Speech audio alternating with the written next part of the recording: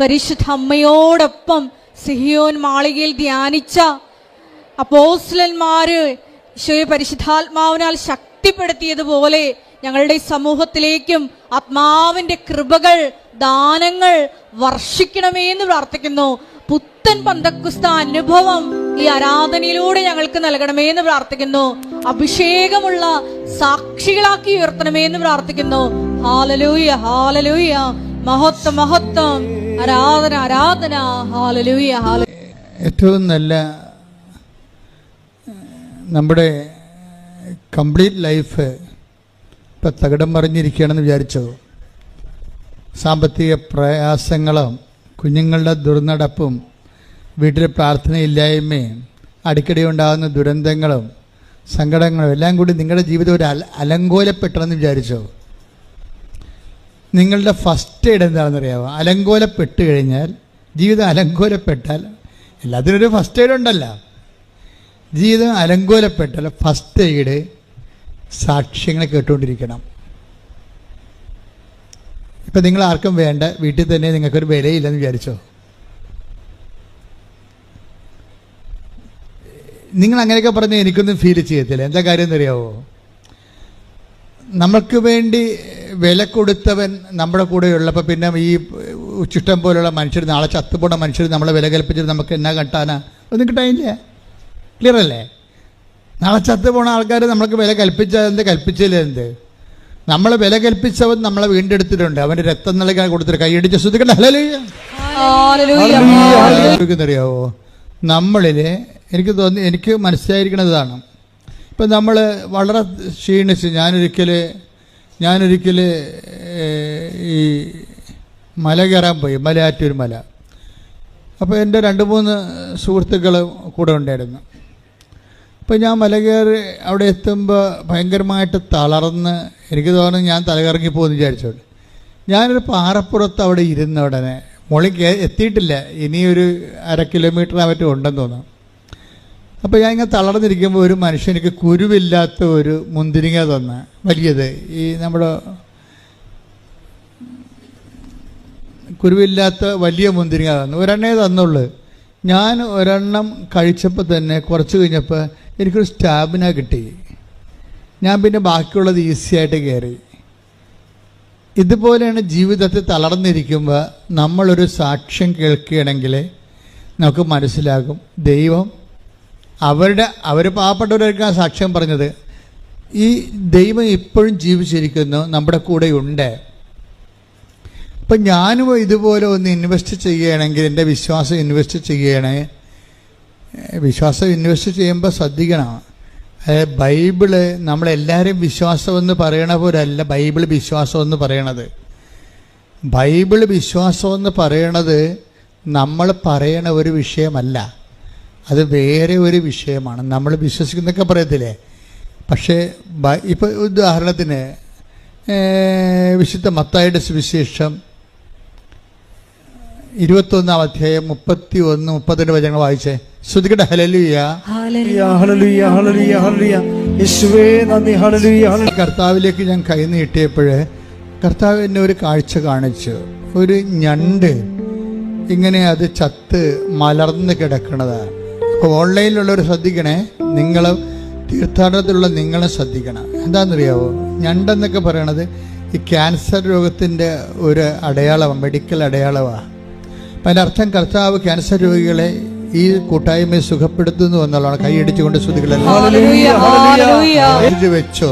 ഇന്ന് മാതാവിൻ്റെ അമലോത്ഭവ തിരുനാളാണ്. ഇന്ന് ഡിസംബർ 8-ാം തീയതിയാണ്. ഒരു 2-3 മാസത്തിന് ശേഷം 7 പേര് ഈ മെസ്സേജിൽ ക്യാൻസർ സുഖപ്പെട്ടതിന് ഈ ആൾക്കാരെ സാക്ഷ്യം പറഞ്ഞിരിക്കാം. മത്തായി 21:31-32 തിരുവചനങ്ങൾ. ഈ 2 പേരിൽ ആരാണ് പിതാവിന്റെ ഇഷ്ടം നിറവേറ്റിയത്? അവർ പറഞ്ഞു, 2 ആമൻ. യേശു പറഞ്ഞു, സത്യമായി ഞാൻ നിങ്ങളോട് പറയുന്നു, ചുങ്കക്കാരും വേശ്യകളുമായിരിക്കും നിങ്ങൾക്ക് മുമ്പേ സ്വർഗരാജ്യത്തിൽ പ്രവേശിക്കുക. എന്തെന്നാൽ യോഹന്നാൻ നീതിയുടെ മാർഗത്തിലൂടെ നിങ്ങളെ സമീപിച്ചു, നിങ്ങൾ അവനിൽ വിശ്വസിച്ചില്ല. എന്നാൽ ചുങ്കക്കാരും വേശ്യകളും അവനിൽ വിശ്വസിച്ചു. നിങ്ങൾ അത് കണ്ടിട്ടും അവനിൽ വിശ്വസിക്കത്തക്കവിധം അനുദപിച്ചില്ല. Praise the Lord. ഇതിൻ്റെ ഈ വചനത്തിൻ്റെ ഒരു പോക്ക് കണ്ടില്ലേ? ഡിസംബർ 7-ാം തീയതി ഇന്നലെയായിരുന്നു. ഇന്നലെ വെളുപ്പിന് ഈശോ പറഞ്ഞൊരു വചനമാണിത്. എല്ലാ കാലങ്ങളിലും മാതാവിൻ്റെ 2 ദിവസങ്ങളിലാണ് വെളിപാടുണ്ടാകുന്നത്. അത് സ്വപ്നമായിട്ടുണ്ടാകും, ദർശനമായിട്ടുണ്ടാകും, അല്ലെങ്കിൽ ഒരു ഇൻസിഡൻ്റ് ഉണ്ടായിട്ട് ഇൻസിഡൻറ്റിൻ്റെ സുവിശേഷം എടുക്കുമ്പോൾ മെസ്സേജ് ഉണ്ടാകും. ഇങ്ങനെ ദൈവത്തിൻ്റെ അനുഭവങ്ങൾക്ക് ഈ കാലത്ത് ഒരു പഞ്ഞവുമില്ല. പഞ്ഞം നമ്മൾക്കുണ്ടാകുന്നതാണ്. നമ്മൾ ദൈവത്തിൻ്റെ കാര്യങ്ങൾ ശ്രദ്ധിക്കാത്തത് കൊണ്ടാണ് ദൈവത്തിൻ്റെ അടയാളങ്ങളോ അക്ഷരങ്ങളോ ഒന്നും നമുക്ക് മനസ്സിലാകാത്തതിൻ്റെ കാരണം. ദൈവികമായ വെളിപാടുകൾക്കൊന്നും ഒരു പഞ്ഞവുമില്ല. കാര്യം എനിക്ക് കഴിഞ്ഞ ആഴ്ച തന്നെ ഒരു സൂചന ഉണ്ടായിരുന്നു, മാതാവ് വെളുപ്പിനെ സംസാരിക്കുമെന്ന്. കുറേ വിഷയങ്ങൾ സംസാരിച്ചു. ഞാൻ നോട്ട് ബുക്ക് 3 പേജ് എഴുതിയിട്ടുണ്ട്. 3 പേജ് എഴുതിയിട്ടുണ്ട്. അതിൽ ഒരു വിഷയം അവസാനം, ആ മെസ്സേജുകളെല്ലാം അവസാനിക്കേണ്ടത് ആ സമയത്ത് ഈ മെസ്സേജിനെ സ്ഥിരീകരിക്കാനുള്ള വചനം വിശ്വാസ പ്രമാണം ചൊല്ലി എടുത്തപ്പോഴാണ് എനിക്ക് ഈ വചനം കിട്ടിയത്. ഏതാണ്? മത്തായിയുടെ സുവിശേഷം 21-ാം അധ്യായം 31, 32 തിരുവചനങ്ങൾ. ഒന്ന് വായിച്ചേ. ശ്രുതികട ഹല്ലേലൂയ. സത്യമായി ഞാൻ നിങ്ങളോട് പറയുന്നു. സത്യമായി ഞാൻ നിങ്ങളോട് പറയുന്നു, ചുങ്കക്കാരും വേശ്യകളുമായിരിക്കും നിങ്ങൾക്ക് മുമ്പേ സ്വർഗരാജ്യത്തിൽ പ്രവേശിക്കുക. എന്തെന്നാൽ യോഹന്നാൻ നീതിയുടെ മാർഗത്തിലൂടെ നിങ്ങളെ സമീപിച്ചു, നിങ്ങൾ അവനിൽ വിശ്വസിച്ചില്ല. എന്നാൽ ചുങ്കക്കാരും വേശ്യകളും അവനിൽ വിശ്വസിച്ചു. നിങ്ങൾ അത് കണ്ടിട്ടും അവനിൽ വിശ്വസിക്കത്തക്ക വിധം അനുദപിച്ചില്ല. ഇത് ഉടമ്പടിയുമായിട്ട് ഒത്തിരി കണക്റ്റഡ് ആയിട്ടുള്ള വാക്കാണെന്ന് തോന്നണം. കാര്യം അല്ലെങ്കിൽ ഇങ്ങനെ ഒരു വചനം വെളിപ്പെടുത്തേണ്ട കാര്യമില്ല. യോഹന്നാൻ, ഈശോ പറഞ്ഞ യോഹന്നാൻ നീതിയുടെ മാർഗത്തിലൂടെ നിങ്ങളെ സമീപിച്ചു. സുവിശേഷത്തിന് പല മാർഗമുണ്ട്. ഭക്തിയുടെ മാർഗമുണ്ട്, അതാണ് പ്രാർത്ഥനയും കാര്യങ്ങളൊക്കെ. നീതിയുടെ മാർഗമുണ്ട്, അതാണ് ഉടമ്പടി മാർഗം. അവൻ പറയണ പോലെ ചെയ്യുന്ന, നമ്മൾ പ്രവർത്തിക്കുന്ന മാർഗം, പ്രവർത്തനത്തിൻ്റെ മാർഗമാണ്. അതിന് ബൈബിൾ വിളിക്കുന്ന പേര് നീതിയുടെ മാർഗം എന്നാണ്. എന്താ കാര്യം? പട്ടാളക്കാർ വന്ന് യോഹന്നാൻ്റെ പ്രസംഗം കേട്ടപ്പോൾ പട്ടാളക്കാർ വന്ന് ചോദിച്ച്, ഞങ്ങൾ എന്താണ് പശ്ചാത്താപിക്കുക, ഞങ്ങൾക്ക് പശ്ചാത്താപമുണ്ട്, പക്ഷേ പശ്ചാത്താപത്തിൻ്റെ ഭാഗമായിട്ട് വാട്ട് വി ഷുഡ് ഡു, ഞങ്ങൾ എന്ത് ചെയ്യണം? അപ്പോൾ എന്താ പറഞ്ഞത്? നിങ്ങൾ ശമ്പളം കൊണ്ട് തൃപ്തിപ്പെടണം. അതാണ് നീതിയുടെ മാർഗം. ആരെയും ഭീഷണിപ്പെടുത്തി കോഴ വാങ്ങിക്കരുത്. ഉണ്ടാ, ഇതാണ് നീതിയുടെ മാർഗം എന്നാണ്. അതാണ് ഈശോ പറയണത്. യോഹന്നാൻ്റെ പ്രഭാഷണം അതുപോലെ അക്സെപ്റ്റ് ചെയ്തിരിക്കണം കർത്താവ്. അപ്പോൾ ഓരോരുത്തരും യോഹന്നാന്റെ അടുത്ത് വന്നിട്ട് ആ ഭാഗങ്ങളൊന്നും എടുത്തേ. ശ്രുതികട്ടെ. ഹല്ലേലൂയ. ലുക്കാ 3:14. പടയാളികളും അവനോട് ചോദിച്ചു, ഞങ്ങൾ എന്ത് ചെയ്യണം? അവൻ അവരോട് പറഞ്ഞു, നിങ്ങൾ ആരെയും ഭീഷണിപ്പെടുത്തരുത്, വ്യാജമായ കുറ്റാരോപണവും അരുത്, വേതനം കൊണ്ട് തൃപ്തിപ്പെടണം. ഇതാണ് നീതിയുടെ മാർഗം. എല്ലാ പ്രൊഫഷനും ഒരു മാർഗമുണ്ട്. ഇപ്പം നിങ്ങൾ അധ്യാപകരാണെന്ന് വിചാരിക്കുക, അല്ലെങ്കിൽ നേഴ്സാണെന്ന് വിചാരിക്കുക. നിങ്ങളുടെ പ്രൊഫഷൻ അതാണ്. ആ പ്രൊഫഷന് അതിൻ്റെ ഒരു എത്തിക്സ് ഉണ്ട്. ആ എത്തിക്സ് വിട്ട് നിങ്ങളെ അധപ്പതിക്കരുതെന്നാണ് ഈ പറയണത്. അതാണ് നീതിയുടെ മാർഗം എന്ന് പറയണത്. ഇപ്പം നിങ്ങളൊരു മെഡിക്കൽ പ്രാക്ടീഷണറാണ്, ഡോക്ടറാണ്. അപ്പോൾ നിങ്ങളൊരു ഈ അഫയേഴ്സിൽ പെട്ടവർക്ക് അബോർഷൻ ചെയ്ത് കൊടുക്കുകയാണെങ്കിൽ ചിലപ്പോൾ അവർ 2-3 ലക്ഷം രൂപ തരും രക്ഷപ്പെടാൻ വേണ്ടി. ആരെങ്കിലും ചെയ്യട്ടെ, നിങ്ങളെന്തിനാണ് ആ രക്തത്തിൽ പങ്കെടുക്കണത്? മനസ്സിലായില്ലേ? അതാണ് നീതിയുടെ മാർഗം. ഇപ്പം നിങ്ങൾ ഡോക്ടറാണ്. ചില ഡോക്ടർമാർ ഇങ്ങനെ അബോർഷൻ ക്ലിനിക്ക് തന്നെ ഉണ്ടാക്കി വെച്ചിട്ടുണ്ട്, അമേരിക്കയിലൊക്കെ ഉള്ളതുപോലെ. രഹസ്യമാണ്, പുറത്ത് എഴുതി വെച്ചിട്ടില്ല, പക്ഷേ രഹസ്യമാണ്. ആര് വന്നാലും ഇപ്പം ഈ ലവ് അഫയേഴ്സും കവിതാക്കൾക്ക് അറിയാം എവിടെയാണ് അബോർഷൻ നടത്തണമെന്ന്. അപ്പോൾ അവർ ആ സ്ഥലത്തേക്ക് പോകും. അവർക്ക് വേറെ ഒരു ചികിത്സയും വേണ്ട, ഈ കുഞ്ഞുങ്ങളെ കൊന്നു കൊടുത്താൽ മതി. അതിനേക്കാൾ നല്ല അവർ ഇറച്ചിക്കള നടത്തണം. അതാണ് വിഷയം. കുറച്ച് കഴിയുമ്പോൾ ഈ പ്രൊഫഷണൽ ജസ്റ്റിസ് ഉണ്ട്.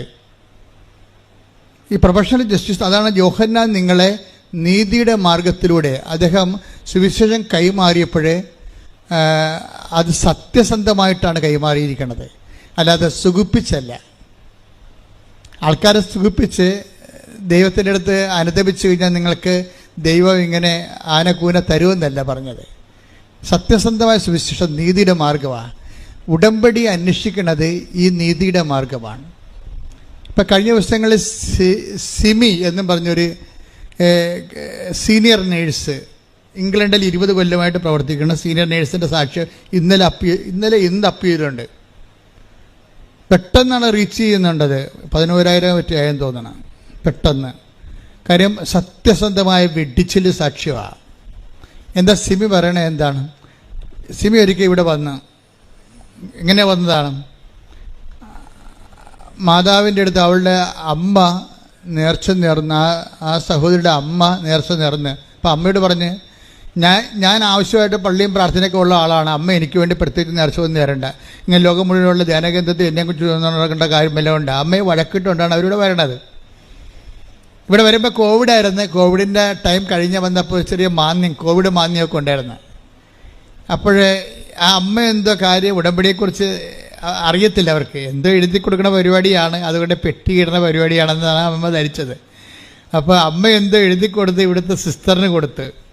അപ്പോൾ അന്നുണ്ടായിരുന്ന സിസ്റ്റർ പറഞ്ഞ്, ചേച്ചി ഇത് ഇപ്പോഴല്ല ചെയ്യണത്, കുറച്ച് ടൈം എടുക്കും, ഇപ്പം ഇങ്ങനെ എഴുതിയിട്ട് സ്വീകരിക്കത്തില്ലെന്ന് പറഞ്ഞു. അപ്പോൾ ഈ സിമി അവിടെ നിന്ന് വെച്ചാൽ പറഞ്ഞു, ഇതെന്താ മാതാവ് ഇപ്പം സ്വീകരിക്കത്തില്ലേ, മാതാവ് എന്താ അവധിക്ക് പോയിരിക്കണമെന്ന് ചോദിച്ചു. തോന്നിവാസം ചോദിച്ചതാണ്. ചില ആൾക്കാർക്ക് അങ്ങനെ തോന്നും പെട്ടെന്ന്, അവരുടെ ഒരു മെൻ്റൽ സ്റ്റേച്ചർ അനുസരിച്ചുണ്ട്. പക്ഷേ പിന്നെ ഇംഗ്ലണ്ടിൽ ചെന്നിട്ട് പിന്നെ ഇവർക്ക് 1 by 1 ആയിട്ട് പ്രോബ്ലമായി. പ്രോബ്ലം വെച്ച് കഴിഞ്ഞാൽ അതിപ്പം നിങ്ങളറിയാം, ഇപ്പോൾ ലോകത്തിലുള്ള ഒത്തിരിയേറെ മനുഷ്യർ കാര്യങ്ങളറിയാതെ കൃപാസനം മാതാവിനെയും കൃപാസനം മാതാവ് എന്ന് പറയണത്, കൃപാസനം പത്രം എന്ന് പറയണത് മാതാവിൻ്റെ പ്രത്യക്ഷീകരണ സന്ദേശം ലോകത്തിലെത്തിക്കാനുള്ള ദൈവത്തിൻ്റെ കൈകളാണത്. ഞങ്ങൾക്ക് അതിനെക്കുറിച്ച് നല്ല ബോധമുണ്ട്. സഭയുടെ അകത്തു നിന്നൊക്കെ ഞങ്ങൾക്ക് നല്ല സമ്മർദ്ദമായിരുന്നു ഈ പത്രത്തിൻ്റെ വിഷയം വന്നപ്പോഴേ. ഇവിടെയുള്ള എക്സിക്യൂട്ടീവ്സ് പറഞ്ഞു വെച്ചാൽ ഒരു പത്രം കൊടുക്കാച്ചാന്ന് പറയും. ഒരു പത്രമില്ലേ കൊടുക്കാൻ പറ്റത്തുള്ള ആൾക്കാർക്ക് എങ്ങനെയാ അച്ഛൻ 9 പത്രം കൊടുക്കണമെന്ന് ചോദിക്കും. അപ്പം ഞാൻ പറഞ്ഞു, അല്ല എന്നോട് പറഞ്ഞത് ഞാൻ ചെയ്യത്തുള്ളൂ, നിങ്ങളോട് പറഞ്ഞിട്ടല്ല. കൃപാസനത്തെക്കുറിച്ച് പറഞ്ഞോ? നിങ്ങളോട് കൃപാസനത്തെക്കുറിച്ച് ദൈവം പറഞ്ഞോ? ഇല്ല. 87-89 എന്നോട് ആ കൃപാസനത്തെക്കുറിച്ച് പറഞ്ഞത്. ഞാൻ ആ കൃപാസനം ഉടനെ സ്ഥാപിച്ചിട്ട് നിങ്ങളെ വിളിച്ചെന്ന് മാത്രമേ ഉള്ളൂ, വേറെ ഒരു കുഴപ്പം ഞാൻ ചെയ്തിട്ടില്ല. എനിക്ക് കണ്ണി കണ്ടവരെ ഇഷ്ടപ്പെട്ടവരെ വിളിച്ചു കൃപാസനത്തിലേക്ക് ചേർത്തു എന്നേ ഉള്ളൂ, അല്ലാതെ ഒരു സംഘടന നമുക്ക് ഉണ്ടാക്കണമെന്ന് പറഞ്ഞ് എല്ലാവരെയും വിളിച്ചതല്ല. അപ്പോഴങ്ങനെ വിളിച്ച് ചേർത്ത് കഴിഞ്ഞപ്പോൾ പിന്നീട് എല്ലാ കാര്യങ്ങളും മാതാവിൻ്റെ പ്രത്യക്ഷീകരണവും അതിനുശേഷം ഉണ്ടാകുന്ന ഉടമ്പടിയും ഒക്കെ ദൈവിക വെളിപാടാണ്. ഞാൻ ദൈവത്തിൻ്റെ വചനങ്ങളോട് കർക്കശ്യമായ നീതി പുലർത്തുമ്പോൾ ദൈവം എന്നെ ഇതുപോലുള്ള കാര്യങ്ങൾ പറയാൻ പറ്റുന്ന ആളാണെന്ന് മനസ്സിലാക്കിയിട്ട് കാലാകാലങ്ങളിൽ ദൈവം പറഞ്ഞുകൊണ്ടേയിരുന്നു, ഓരോ കാര്യങ്ങൾ പറഞ്ഞുകൊണ്ടേയിരിക്കും. ഉടമ്പടി ചെയ്യാൻ പറഞ്ഞു. അപ്പോൾ എന്നോട് ആദ്യം പറഞ്ഞത്, പ്രത്യക്ഷീകരണം നടന്നിട്ട് 10 കൊല്ലം ആയില്ലേ, ഇന്ന് മറ്റൊരു നീ ചെയ്താ, അതുകൊണ്ട് നീ ഇനി പണിക്ക് നടക്കണ്ടേ എന്ന് പറഞ്ഞ് എന്നെ ആട്ടി ഓടിച്ച പോലെ വാടിപ്പെട്ട് ഓടിച്ചതാണ്. എനിക്ക് അകത്ത് കയറാൻ അനുവാദമില്ല. നിങ്ങളോടൊക്കെ ഞാൻ അത് പല പ്രാവശ്യം പറഞ്ഞിട്ടുള്ളതാണ്. പക്ഷേ 5 മിനിറ്റിനുള്ളിൽ ദൈവം എന്നെ അവിടെ കയറ്റിയില്ലെങ്കിലും എനിക്ക് പ്രത്യക്ഷീകരണ പ്രാർത്ഥന തന്ന്, ഞാൻ കാറിൽ കാറ് ഇങ്ങോട്ട് വളഞ്ഞപ്പോൾ തന്നെ, കേരളത്തിലേക്ക് വളഞ്ഞപ്പോൾ തന്നെ പ്രത്യക്ഷീകരണ പ്രാർത്ഥന തന്നു. ആ പ്രത്യക്ഷീകരണ പ്രാർത്ഥനയാണ് ഇന്ന് നമ്മൾ എല്ലാ ദിവസവും വെളുപ്പിനെ 5 മണിക്ക് അച്ഛൻ ചെല്ലത്തില്ലേ, 20-ാം വർഷം ആ പ്രത്യക്ഷ പ്രാർത്ഥന ചെല്ലണത്. അത് ചെറിയ പ്രത്യക്ഷ പ്രാർത്ഥന ഇരുന്നത്. അമ്മയുടെ പ്രത്യക്ഷീകരണത്തിൻ്റെ ആദ്യത്തേത് ദശക പ്രാർത്ഥന, ഇപ്പോൾ ദശകം 20 വർഷമായതിൻ്റെ പ്രാർത്ഥനയാണ്. ആ പ്രാർത്ഥന കുറേ നാൾ പ്രാർത്ഥിച്ചു കഴിഞ്ഞപ്പോഴാണ് പിന്നെ അമ്മ ഉടമ്പടിയെക്കുറിച്ച് പറയണത്. ഇപ്പോൾ ഉടമ്പടിയെക്കുറിച്ച് എന്താ പറഞ്ഞത്? ഇപ്പോൾ എന്താ പറഞ്ഞിരിക്കുന്നത്? ഉടമ്പടി യോഹന്നാൻ്റെ നീതിയുടെ മാർഗമായിട്ട് ഇതിന് ബന്ധമുണ്ടെന്നാണ് പറയണത്. ഇപ്പം പറഞ്ഞു കേട്ടില്ലേ, ഇന്നലെ അമ്മയുടെ പ്രത്യക്ഷീകരണത്തിൻ്റെ വെളുപ്പാങ്കാലമാണ്. എന്താ പറയണത്? ഉടമ്പടി നീതിയുടെ മാർഗമാണെന്ന് ജനങ്ങളോട് നീ പറയണം. അല്ലാതെ പ്രാർത്ഥന മാത്രം ചൊല്ലിക്കൊണ്ടിരിക്കരുത്. വീട്ടിൽ പോയി പ്രത്യക്ഷീകരണ പ്രാർത്ഥന ചൊല്ലിക്കൊണ്ട് മാത്രം ഇരുന്നുകൊണ്ട് ദൈവത്തിൻ്റെ അനുഗ്രഹം അടിച്ചു മാറ്റാൻ വേണ്ടി ആരും മസിൽ പിടിക്കേണ്ട കാര്യമില്ല. അതാണ് പച്ചക്ക് പറയുകയാണ് സംഭവം. ജീവിതം കറക്റ്റ് ചെയ്യാതെ പ്രാർത്ഥിച്ച് മാത്രം ഇരുന്ന പിച്ചുമ്പയും പറഞ്ഞ ആൾക്കാർ പോലെ ഇരിക്കും. ഉടമ്പടി ഒരു പ്രാർത്ഥനയുടെ മാർഗമല്ല, മറിച്ച് എന്താണ്, അത് പ്രാർത്ഥനയെ സപ്പോർട്ട് ചെയ്യുമ്പോൾ തന്നെ ബേസിക് ആയിട്ട് നീതിയുടെ മാർഗമാണ്. ഒന്നൊരു വായിച്ചേ മാറ്. എന്തെന്നാൽ യോഹന്നാൻ നീതിയുടെ മാർഗത്തിലൂടെ നിങ്ങളെ സമീപിച്ചു നിങ്ങൾ അവനിൽ വിശ്വസിച്ചില്ല. ഇതാണ് പ്രശ്നം. ഉടമ്പടി മാർഗത്തിലൂടെ നിങ്ങളെ സമീപിക്കുന്നു. നിങ്ങൾ ഉടമ്പടി ചെയ്തിട്ട് പക്ഷെ ഉടമ്പടി ചെയ്ത കുറെ ആൾക്കാരെ ദൈവം വിശ്വസിക്കണില്ല. ഇതാണ് ഇതിന്റെ ട്രാജഡി. ഉടമ്പടി ചെയ്ത അണ്ണന്മാർ കേൾക്കണം കേട്ടോ. ഉടമ്പടി ചെയ്ത 50% പേരെയെങ്കിലും ദൈവം വിശ്വസിക്കണില്ല. എന്താ കാരണം? യോഹന്നാൻ നീതിയുടെ മാർഗത്തിലൂടെ വന്നു. വായിച്ചേ. എന്തെന്നാൽ യോഹന്നാൻ നീതിയുടെ മാർഗത്തിലൂടെ നിങ്ങളെ സമീപിച്ചു നിങ്ങൾ അവനിൽ വിശ്വസിച്ചില്ല. എന്ന് വെച്ചാൽ അതിന്റെ അർത്ഥം എന്താണ്? പട്ടാളക്കാരും അത് ചോദിച്ചു, ഞങ്ങൾ എന്ത് ചെയ്യണം? അപ്പൊ യോഹന്നാൻ എന്ത് പറഞ്ഞു? നിങ്ങൾ ആരെയും ഭീഷണിപ്പെടുത്തരുത്. കിമ്പളം മേടിക്കാനല്ല ഭീഷണിപ്പെടുത്തുന്നത്. എല്ലാ വീടുകളിലൊക്കെ കയറിയിട്ട് ഭീഷണിപ്പെടുത്തിയിട്ട് അപ്പം എടുത്തുകൊണ്ട് പോവുക. അന്നത്തെ പട്ടാളക്കാരുടെ മെയിൻ പരിപാടിയായിരുന്നു. വസ്ത്രം എടുത്തുകൊണ്ട് പോവുക, പെണ്ണുങ്ങൾ മാത്രമുള്ള സ്ഥലത്ത് നിന്ന് അവരെ ഡിസ്റ്റർബ് ചെയ്യുക. ഇതാണ് അവരുടെ അഴിമതി. അന്നത്തെ റോമാൻ പട്ടാളക്കാരല്ലേ, അവരുടെ അഴിമതി അതാണ്. നമ്മൾ കണ്ടതാണത്, ബൈബിളുണ്ടത്. അപ്പോൾ ആരെയും ഭീഷണിപ്പെടുത്തരുത്. പിന്നെ എന്താണ്? വേതനം കൊണ്ട് തൃപ്തിപ്പെടണം. അത് നിസ്സാര കാര്യമല്ല. അതാണ് അതിന് ദൈവം പറയണത്. ഇപ്പം നിങ്ങൾ ശമ്പളം വാങ്ങിക്കുന്നു എങ്കിലും നിങ്ങൾ കിമ്പളം വാങ്ങിക്കുകയും ചെയ്യുന്നുണ്ട്. എന്താ കാര്യം വെച്ച് കഴിഞ്ഞാൽ, കിമ്പളം വാങ്ങിച്ചു കഴിയുമ്പോൾ സ്വാഭാവികമായിട്ട് ദൈവം നിങ്ങൾക്ക് ഭക്ഷണം കഴിക്കാനും യോഹന്നാൻ എന്താ പറയണമെന്നറിയാവോ? എന്തുകൊണ്ട് കിമ്പളം വാങ്ങിക്കേണ്ടെന്നാണ് പറയണമെന്നറിയാവോ? അതായത് നിങ്ങളുടെ ശമ്പളം കൊണ്ട് നിങ്ങൾ തൃപ്തിപ്പെടണം. ഇവിടുത്തെ മെയിൻ പ്രശ്നം അതാണല്ല. ഇപ്പോൾ 1,00,000 രൂപ ശമ്പളമുള്ള ആളിനെ എന്തുകൊണ്ടാണ് മറ്റുള്ളവരുടെ ഈ നക്കാപ്പിച്ച ചട്ടിയിലേക്ക് കൈയിട്ട് വരണത്? എന്താണ്? അയാൾക്ക് തൃപ്തിയില്ല. അവർക്ക് തൃപ്തി ഇല്ലെങ്കിലും ഇത് ഒരു മാനസിക രോഗമാണ് തൃപ്തിയില്ലെന്ന് പറയണത്. അല്ലാതെ അത് ഒരു മാനുഷിക പ്രശ്നമല്ല. തൃപ്തിയില്ലെന്ന് പറയണത് ഒരു മാനസിക രോഗമാണ്. എന്താ കാര്യം?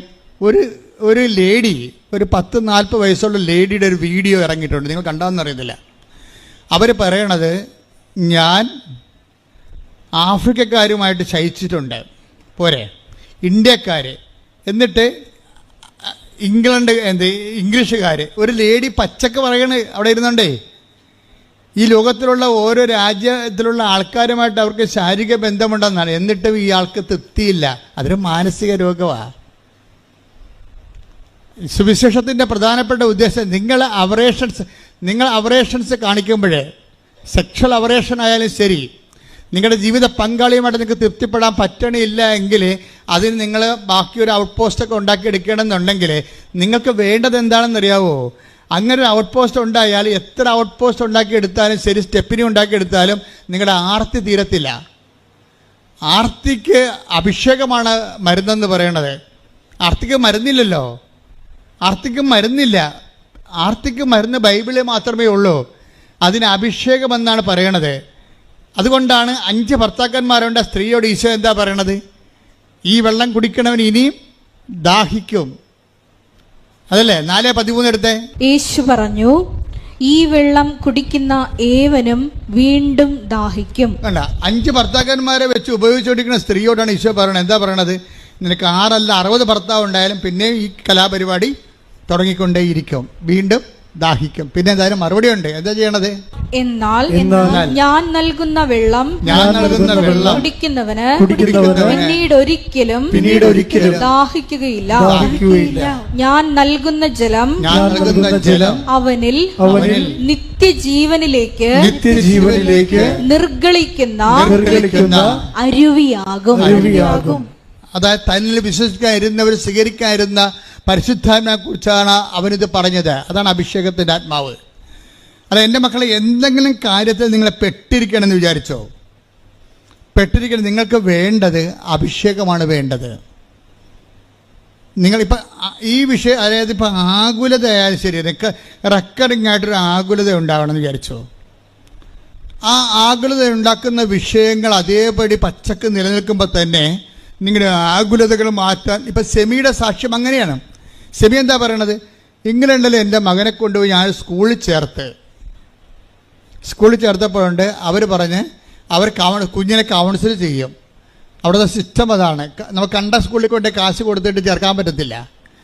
കൊച്ചിനെ ആദ്യം ഒരു കൗൺസിലിംഗ് ബോർഡിന് ഹാജരാക്കണം. കുഞ്ഞിൻ്റെ IQ അവർ പരിശോധിക്കും. എന്നിട്ട് അവന് പഠിക്കാനുള്ള സ്കൂൾ അവർ നിശ്ചയിക്കും. കാര്യം മനസ്സില്ലേ? സിസ്റ്റത്തിൻ്റെ പോക്കതാണ്, നമ്മുടെ സിസ്റ്റം അല്ലാതെ. കുഞ്ഞിൻ്റെ IQ എന്താണെന്ന് നോക്കിയിട്ട് അതിനൊരു കോമൺ ബോർഡിനെ കൊണ്ടേ കൊടുക്കും. ആ ബോർഡിൽ ഇവനെ എഴുതിച്ചും വായിച്ചും സംസാരിച്ചും ഇവൻ ചിരിക്കുന്നുണ്ടോ, ആൾക്കാരുമായിട്ട് കൂട്ടുകൂടുന്നുണ്ടോ, ഇവൻ തമാശ പറയുമ്പോൾ ചിരിക്കുന്നുണ്ടോ, അതാ നിസ്സാര കാര്യത്തിന് ഇവൻ്റെ EQ ഒക്കെ, ഇമോഷണൽ കോഷൻസ് ഒക്കെ പോയി കിടക്കുകയാണ്. ഇതെല്ലാം നോക്കിയിട്ടാണ്, ഇവൻ്റെ മെൻ്റൽ സ്റ്റേച്ചറൊക്കെ നോക്കിയിട്ടാണ് ഇവനെ സ്കൂൾ നിശ്ചയിക്കണവർ. അങ്ങനെ സ്കൂൾ നിശ്ചയിക്കുമ്പോൾ കേരളത്തിലുള്ളതുപോലെ നല്ല സ്കൂൾ ഇവർക്ക് കിട്ടിയില്ല. ഇവർ വിചാരിച്ചത് നമ്മൾ പൈസ കൊടുത്തു കഴിഞ്ഞാൽ നല്ല സ്കൂളിൽ പഠിപ്പിക്കാമെന്ന്. പക്ഷെ അവിടെ നടക്കത്തില്ല. കൊച്ചിൻ്റെ കപ്പാസിറ്റി അനുസരിച്ച് മാത്രമേ പഠിപ്പിക്കൂ. ഇതോടുകൂടി ഈ സിമിയുടെ കൺട്രോൾ പോയി, സങ്കടമായി, ഭയങ്കര നിരാശയായി. ഇനി ഇവരിട്ടതൊരു 6ാം തരത്തിലുള്ള സ്കൂളിലാണ് വിട്ടിരിക്കുന്നത്. ആ സ്കൂളിലാണെങ്കിൽ അതായത് ഒരുമാരപ്പെട്ട പിള്ളേരൊക്കെ ഈ 2ാം ക്ലാസ്സുകാർ ഡ്രഗ്സ് എടുക്കുന്ന സ്കൂളാണ്. സിഗരറ്റ് വലിക്കുന്ന 4ാം ക്ലാസ്സുകാരൻ. അപ്പം അങ്ങനെയൊക്കെയുള്ള സ്കൂളിൽ ചെന്ന് ഇവൻ വിക്കുവിൻ്റെ കാര്യം പോക്കായിരിക്കും. അപ്പോഴങ്ങനെ അതുകൊണ്ട് തന്നെ ഇവർക്ക് ഭയങ്കര സങ്കടമാണ്. ഇവിടെ കണ്ണ് തോരണില്ല.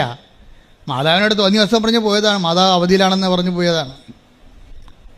ഇവിടെ കണ്ണ് തോരണില്ല. പക്ഷെ നമ്മളുടെ സത്യസന്ധമായിട്ട് അവർക്കിത് വിശ്വസിക്കാൻ കഴിഞ്ഞില്ലെന്ന് പറയുന്നത് ഒരു ക്രൈമൊന്നുമല്ല. ഒരു മനുഷ്യനെ വിശ്വസിക്കാൻ ടൈം എടുക്കും, അത്രയേ ഉള്ളൂ. അതല്ല പ്രശ്നം. ഇവർ ബേസിക്കായിട്ട് നല്ല ലേഡിയാണ്. അവർക്ക് പള്ളിയും പ്രാർത്ഥനയും കൃപയും കുമ്പസാരമൊക്കെ ഉള്ളൊരു ലേഡിയാണ്. പക്ഷെ അവർക്ക് പുതിയ പുതിയ സംവിധാനങ്ങളൊക്കെ ഉൾക്കൊള്ളുമ്പോൾ ശരി, നമ്മുടെ സഭയിൽ തന്നെ കരിസ്മാറ്റിക് പ്രസ്ഥാനം വന്നപ്പോൾ എല്ലാവർക്കും ഉൾക്കൊള്ളാൻ പറ്റിയ ഇല്ല. 50% പേര് അതിൻ്റെ അകത്തേക്ക് മൊബിലൈസ് ആയിപ്പോയിട്ടുള്ളൂ. ബാക്കി 50% ട്രഡീഷണലായിട്ട് ഇപ്പോഴും നിലനിൽക്കുന്നുണ്ട് അവർ. അപ്പോൾ ആരുടെ കുറ്റമല്ല, ആൾക്കാർക്ക് ചിലത് ഉൾക്കൊള്ളാൻ പറ്റത്തില്ല, അതുകൊണ്ടാണ്, വേറെ പ്രശ്നമൊന്നുമില്ല. പക്ഷേ ഇവളിങ്ങനെ പറഞ്ഞത് കാരണം ഇവൾക്ക് പിന്നീട് ഇങ്ങനെ ഇഷ്യൂസ് ഉണ്ടാക്കാൻ തുടങ്ങി. അപ്പോൾ സിമിക്ക് ഭയങ്കര സങ്കടമായി. അവർക്ക് ജോലി ചെയ്യാൻ പറ്റണില്ല. ഓർക്കുമ്പോഴൊക്കെ നെടുവീർപ്പും ഈ കുഞ്ഞിൻ്റെ ഭാവി എന്താണ് ഇനി എന്നൊക്കെ പറഞ്ഞേക്കുമ്പോൾ ആണ് പെട്ടെന്ന് ഇവളോടത്ത് ദൈവമേ. അപ്പോൾ അമ്മ വിളിച്ചു, ഇവളുടെ അമ്മ വിളിച്ചു പറഞ്ഞു, നീ അന്ന് അസഭ്യം പറഞ്ഞു പോയ മാതാവില്ലേ, ആ മാതാവിൻ്റെ പത്രമൊക്കെ നീ കാണുന്നില്ലേ, എന്തുമാത്രം മനുഷ്യരാണ് അവിടെ പോയി രക്ഷപ്പെടണമെന്ന് നീ അമ്മ പറഞ്ഞു കൊടുക്കും. ഇപ്പോഴാണ് അവർക്കൊരു ബോധം വന്നത്. അപ്പോൾ ഉടനെ അവരെന്ത് ചെയ്യും? അവർ ഓൺലൈൻ ഉടമ്പടി എടുക്കും. മദറിനോട് സോറി പറഞ്ഞിട്ട് ഒരു ഓൺലൈൻ ഉടമ്പടി എടുക്കും. ഓൺലൈൻ ഉടമ്പടി എടുക്കുമ്പോൾ എന്താ സംഭവിക്കണമെന്ന് വെച്ച് കഴിഞ്ഞാൽ, നിങ്ങൾക്കറിയാലോ, ഓൺലൈൻ ഉടമ്പടിയിൽ ആകപ്പാടി ഇല്ലാത്തതായിട്ട് എന്താ ഉള്ളത്? നേർച്ച വസ്തുക്കൾ മാത്രമേ ഇല്ലാതുള്ളൂ, ബാക്കി എല്ലാം ഉടമ്പടി തന്നെയാണത്. സത്യസന്ധമായിട്ട് സീരിയസ് ആയിട്ട് എടുക്കുന്നവർ അത് അകലെ ഉള്ളവർക്ക് വേണ്ടിയുള്ളതാണ്.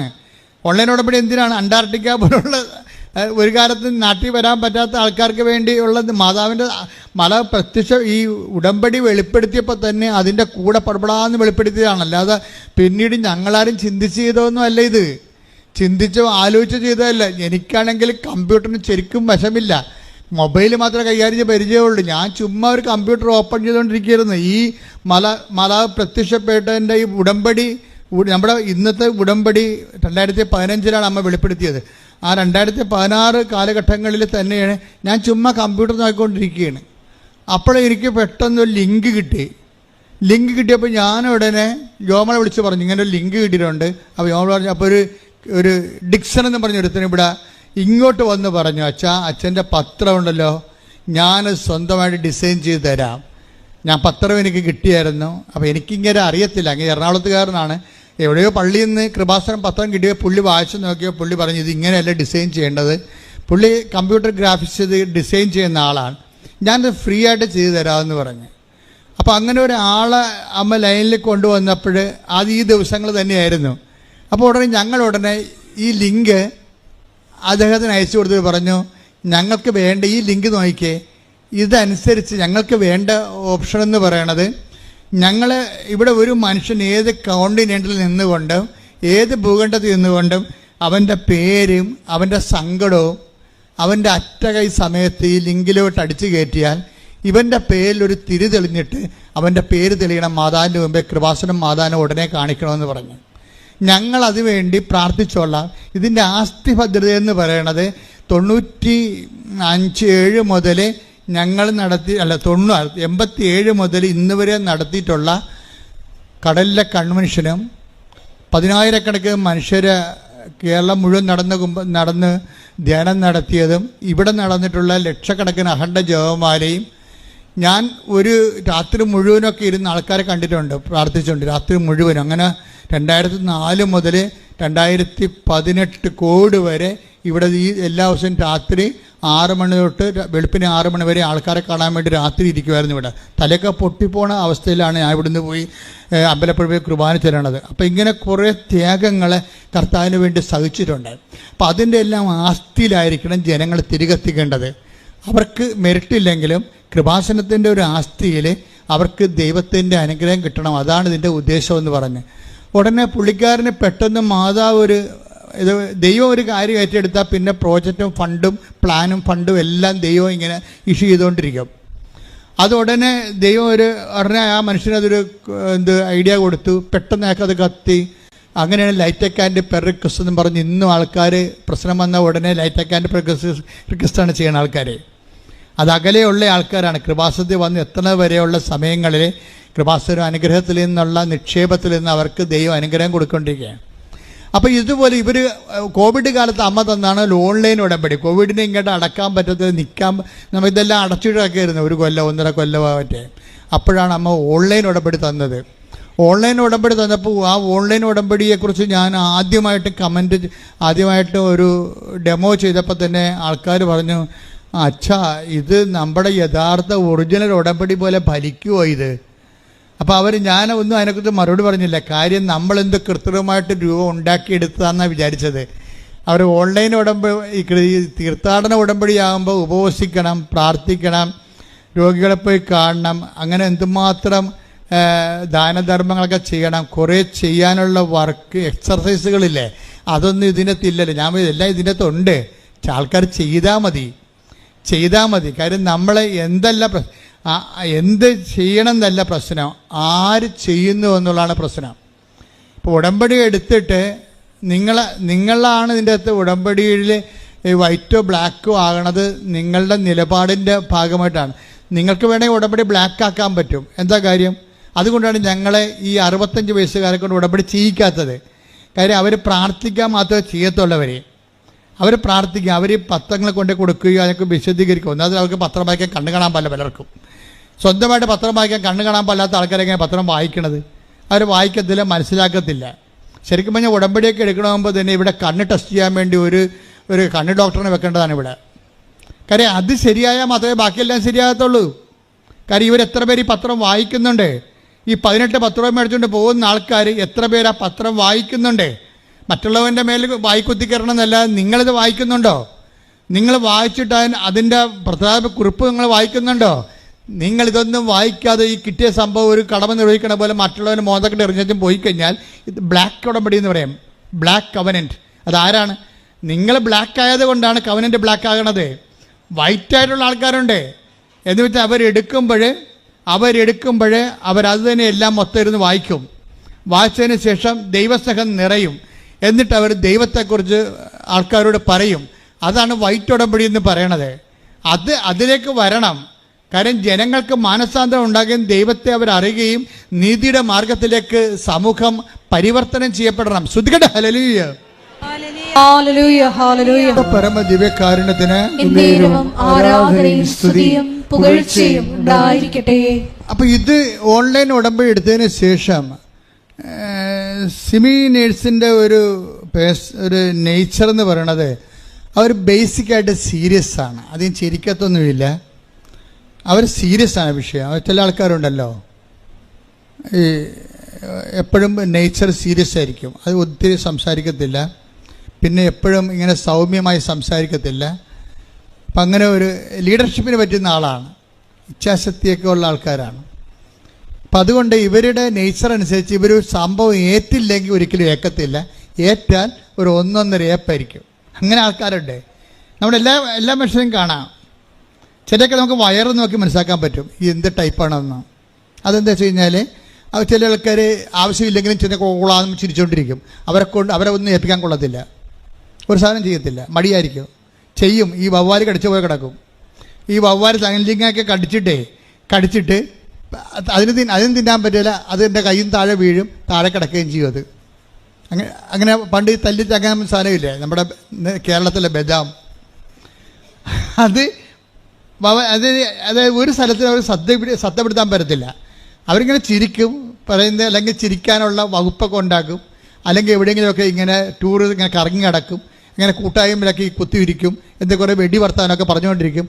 ഒരു പണി അവരെ ഏൽപ്പിക്കാൻ കൊള്ളത്തില്ല. കാര്യം അവരുടെ ബോഡി ആ ടൈപ്പാണ്. വിസറട്ടോണിക് എൻഡോമോർഫ് എന്ന് പറയും. അത് നമ്മുടെ ഈ നമ്മുടെ ഈ അണ്ടം വികസിക്കുമ്പോൾ തന്നെ അകത്തെ ചുവപ്പ് കാമ്പാണ് കൂടുതൽ പ്രിഡോമിനൻ്റായിട്ട് വളർന്നു വരണമെങ്കിൽ അവർക്ക് കല്യാണം ഭയങ്കര ഇഷ്ടമായിരിക്കും. മരണത്തിലൊന്നും പോകത്തില്ല അധികം. മരണത്തിൽ പോയാൽ തന്നെ അവിടെ പോയിരുന്നുണ്ട് എന്തെങ്കിലുമൊക്കെ പറഞ്ഞുകൊണ്ട് ആൾക്കാരെ ആരുടെയെങ്കിലും പെട്ടയ്ക്ക് തൂങ്ങി വല്ല വെള്ളം അടിക്കാനും പോയിട്ട് അവിടെ ഇരുന്ന് ഷാപ്പിൽ ഇരുന്ന് വർത്താനം പറയും, ബാറിലിരുന്നുകൊണ്ട്. അങ്ങനെ ടൈപ്പുണ്ട്. അങ്ങനെ ഓരോ മനുഷ്യർ ഇവരെന്ന് പറഞ്ഞാൽ സീരിയസ് ബോഡിയാണ് ഇവരുടെ. ഇപ്പം ഇവർ ഒരു കാര്യം പറഞ്ഞാൽ ഉണ്ടെങ്കിൽ ഉണ്ട്, ഇല്ലെങ്കിൽ ഇല്ല. ഇവർ ഓൺലൈൻ ഉടമ്പടി എടുത്ത് പിന്നെ എന്താ സംഭവം, ഇവർ മൊത്തം അങ്ങോട്ട് അതിൻ്റെ അകത്ത് ആ ഓൺലൈൻ ഉടമ്പടിയാണല്ലോ എടുത്തതെന്നല്ല, അവർ കൃത്യമായിട്ട് വചനം വായിക്കാൻ തുടങ്ങി. ഒരാളിൻ്റെ മാറ്റം കണ്ടില്ലേ? ഇവിടെ വന്നിട്ട് മാതാവ് അവധിയിലാണെന്ന് പറഞ്ഞ് പോയ പാർട്ടിയാണ്. ആ ഓൺലൈൻ ഉടമ്പടി എടുത്തു കഴിഞ്ഞപ്പോൾ ഉടനെ അവർ കൃത്യമായിട്ട് വചനം വായിക്കാൻ തുടങ്ങി. 5:30 എഴുന്നേറ്റ് വചനം വായിക്കും, ഇംഗ്ലീഷ് പത്രം കൂടുതൽ വരുത്തിക്കും, എന്നിട്ട് ഓരോ ഇംഗ്ലീഷ് പള്ളി കൊണ്ടേ കൊടുക്കും. ഇംഗ്ലീഷ് പത്രമല്ലേ? അപ്പോൾ ആ ഇംഗ്ലീഷ് കമ്മ്യൂണിറ്റി അവിടെ ഇംഗ്ലണ്ടിലുണ്ടല്ലോ, ലണ്ടനിൽ ഇംഗ്ലീഷ് കമ്മിറ്റി ഉണ്ട്, പള്ളിയുണ്ടല്ലോ, അവിടെ കൊണ്ടുപോയി സായിപ്പന്മാരോട് കൃപാസനത്തെക്കുറിച്ച് സംസാരിക്കും. കണ്ട, അവർ പത്രം കൊടുക്കുക മാത്രമല്ല ചെയ്യണത്, പിന്നെ എന്താണ്, മറ്റൊരു സമൂഹത്തോട് മാതാവിൻ്റെ പ്രത്യക്ഷീകരണത്തെക്കുറിച്ച് സംസാരിക്കുകയും. അപ്പോൾ സീരിയസാണ്, വൈറ്റ് ഉടമ്പടിയാണത്, സീരിയസ് ആയ വിഷയം. സീരിയസ് ആയപ്പോൾ സിമി പറയുന്നൊരു സംഭവമുണ്ട്, മകൻ്റെ കാര്യം ഞാൻ മറന്നുപോയെന്ന്. അതിന് അഭിഷേകം എന്ന് പറയണത്. തന്നെയല്ല, മകനെക്കുറിച്ച് ആ സ്കൂളിൽ ചേർത്തപ്പോൾ എന്നെ അവിടുന്ന് എല്ലാവരും വിളിക്കാൻ തുടങ്ങി. എന്താണ്, അവിടുത്തെ ഹെഡ് മിസ്സസ് വരെ എന്നെ വിളിച്ചു. എന്താണ്, മകൻ്റെ നല്ല നല്ല കാര്യങ്ങൾ പറയാൻ വിളിച്ചെന്ന്, അവൻ്റെ സ്വഭാവവും. അപ്പം ദൈവം ആ ഉടമ്പടി എടുത്തെന്നർത്ഥം.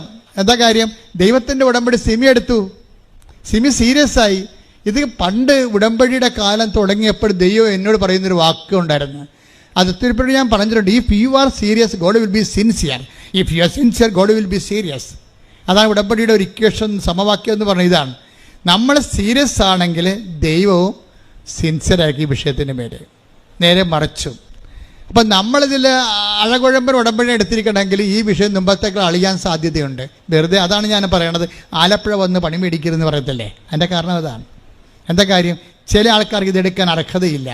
അവർ ടേസ്റ്റ് ഉടമ്പടിയുടെ ഉപ്പ് നോക്കാൻ വന്ന ആൾക്കാരാണ്. ഇട്ട് നോക്കാം, ഇങ്ങനെ കൊത്തുണ്ടാന്ന് നോക്കി, ചൂണ്ടയിടത്തില്ല, കൊത്തി നോക്കാം, മീനുണ്ടെങ്കിൽ പിടിക്കുകയാണെങ്കിൽ, ഒരു സംഭവമെങ്കിലും നടന്നാൽ നമുക്ക് പത്രം കൊടുക്കാം, പ്രത്യക്ഷ പ്രാർത്ഥനയ്ക്ക് നേരത്തെ എഴുന്നേക്കാം. ഒരു സംഭവമെങ്കിലും നടന്നു കിട്ടിയാൽ പ്രത്യക്ഷ പ്രാർത്ഥനയ്ക്ക് നേരത്തെ എഴുന്നേക്കാം, 5:30 എഴുന്നേക്കാം. ഒരു സംഭവം നടന്നില്ലെങ്കിൽ പാർട്ടി പണ്ടത്തതുപോലെ 7 മണിക്ക് എഴുന്നേക്കത്തുള്ളൂ പ്രത്യക്ഷയുടെ പ്രാർത്ഥനയ്ക്ക്. അപ്പോൾ കഴിഞ്ഞിരിക്കുന്ന സമയം. ഇതാണ് ഈ ബ്ലാക്ക് ഉടമ്പടി എന്ന് പറയണത്. നിങ്ങൾ അതിൻ്റെ അകത്ത് കാര്യം, ഇതിൻ്റെ അകത്തൊരു നീതിയുടെ മാർഗമുണ്ട്. നീതിയുടെ മാർഗത്തിൻ്റെ 2ാം സെക്ഷൻ വായിച്ചേ. ശ്രുതിക്കട്ടെ, ഹല്ലേലൂയ. എന്നാൽ ചുങ്കക്കാരും വേശ്യകളും അവനിൽ വിശ്വസിച്ചു. നിങ്ങൾ അത് കണ്ടിട്ടും അവനിൽ വിശ്വസിക്കത്തക്ക വിധം അനുദപിച്ചില്ല. വിശ്വസിക്കത്തക്ക വിധം. അപ്പോൾ വിശുദ്ധ ലൂക്കായുടെ മത്തായിയുടെ സുവിശേഷം 21:32 എന്താ പറയണത് എന്ന് പറഞ്ഞ, വിശ്വസിക്കത്തക്ക വിധം അനുദപിച്ചില്ല. കാര്യം പിടികിട്ടില്ലേ?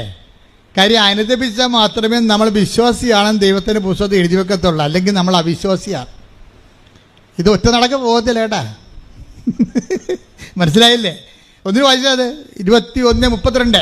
എന്തെന്നാൽ പറഞ്ഞേ എന്തെന്നാൽ യോഹന്നാൻ നീതിയുടെ മാർഗത്തിലൂടെ നിങ്ങളെ സമീപിച്ചു നിങ്ങൾ അവനിൽ വിശ്വസിച്ചില്ല എന്നാൽ ചുങ്കക്കാരും വേശ്യകളും അവനിൽ വിശ്വസിച്ചു നിങ്ങൾ അത് കണ്ടിട്ടും അവനിൽ വിശ്വസിക്കത്തക്ക വിധം അനുദപിച്ചില്ല. അപ്പൊ കണ്ടിട്ടോ എന്ന് പറഞ്ഞാൽ എന്താണ്? മറ്റുള്ളവര് ദൈവാനുഭവം പ്രാപിക്കുന്ന കാണുന്ന എവിടെയാണ്? സാക്ഷ്യമല്ലേ? മനസ്സിലായില്ലേ? മറ്റുള്ളവരുടെ ദൈവാനുഗ്രഹം പ്രാപിക്കുന്നത് നമ്മൾ കാണുന്നത് എങ്ങനെയാണ്? സാക്ഷ്യം കേൾക്കുമ്പോഴാണ്. ഈ സാക്ഷ്യം കേട്ടിട്ടും നമ്മൾ എന്ത് ചെയ്തില്ല? അനുദപിച്ചില്ല. അപ്പൊ സാക്ഷ്യം എന്തിനുള്ളതാണ്? അനുദപിക്കാനുള്ളതാണ്. കൈയടിക്കട്ടെ, സ്തുതിക്കട്ടെ, ഹല്ലേലൂയ. യോഹന്നാന്റെ സുവിശേഷം അല്ല, യോഹന്നാനിലെ നേരത്തെ വായിച്ച ഭാഗം വായിച്ച പട്ടാളക്കാരുടെ അതിന്റെ മുകളിലും താഴെയുള്ള വചനങ്ങൾ വായിച്ച് സ്തുതിക്കട്ടെ, ഹല്ലേലൂയ.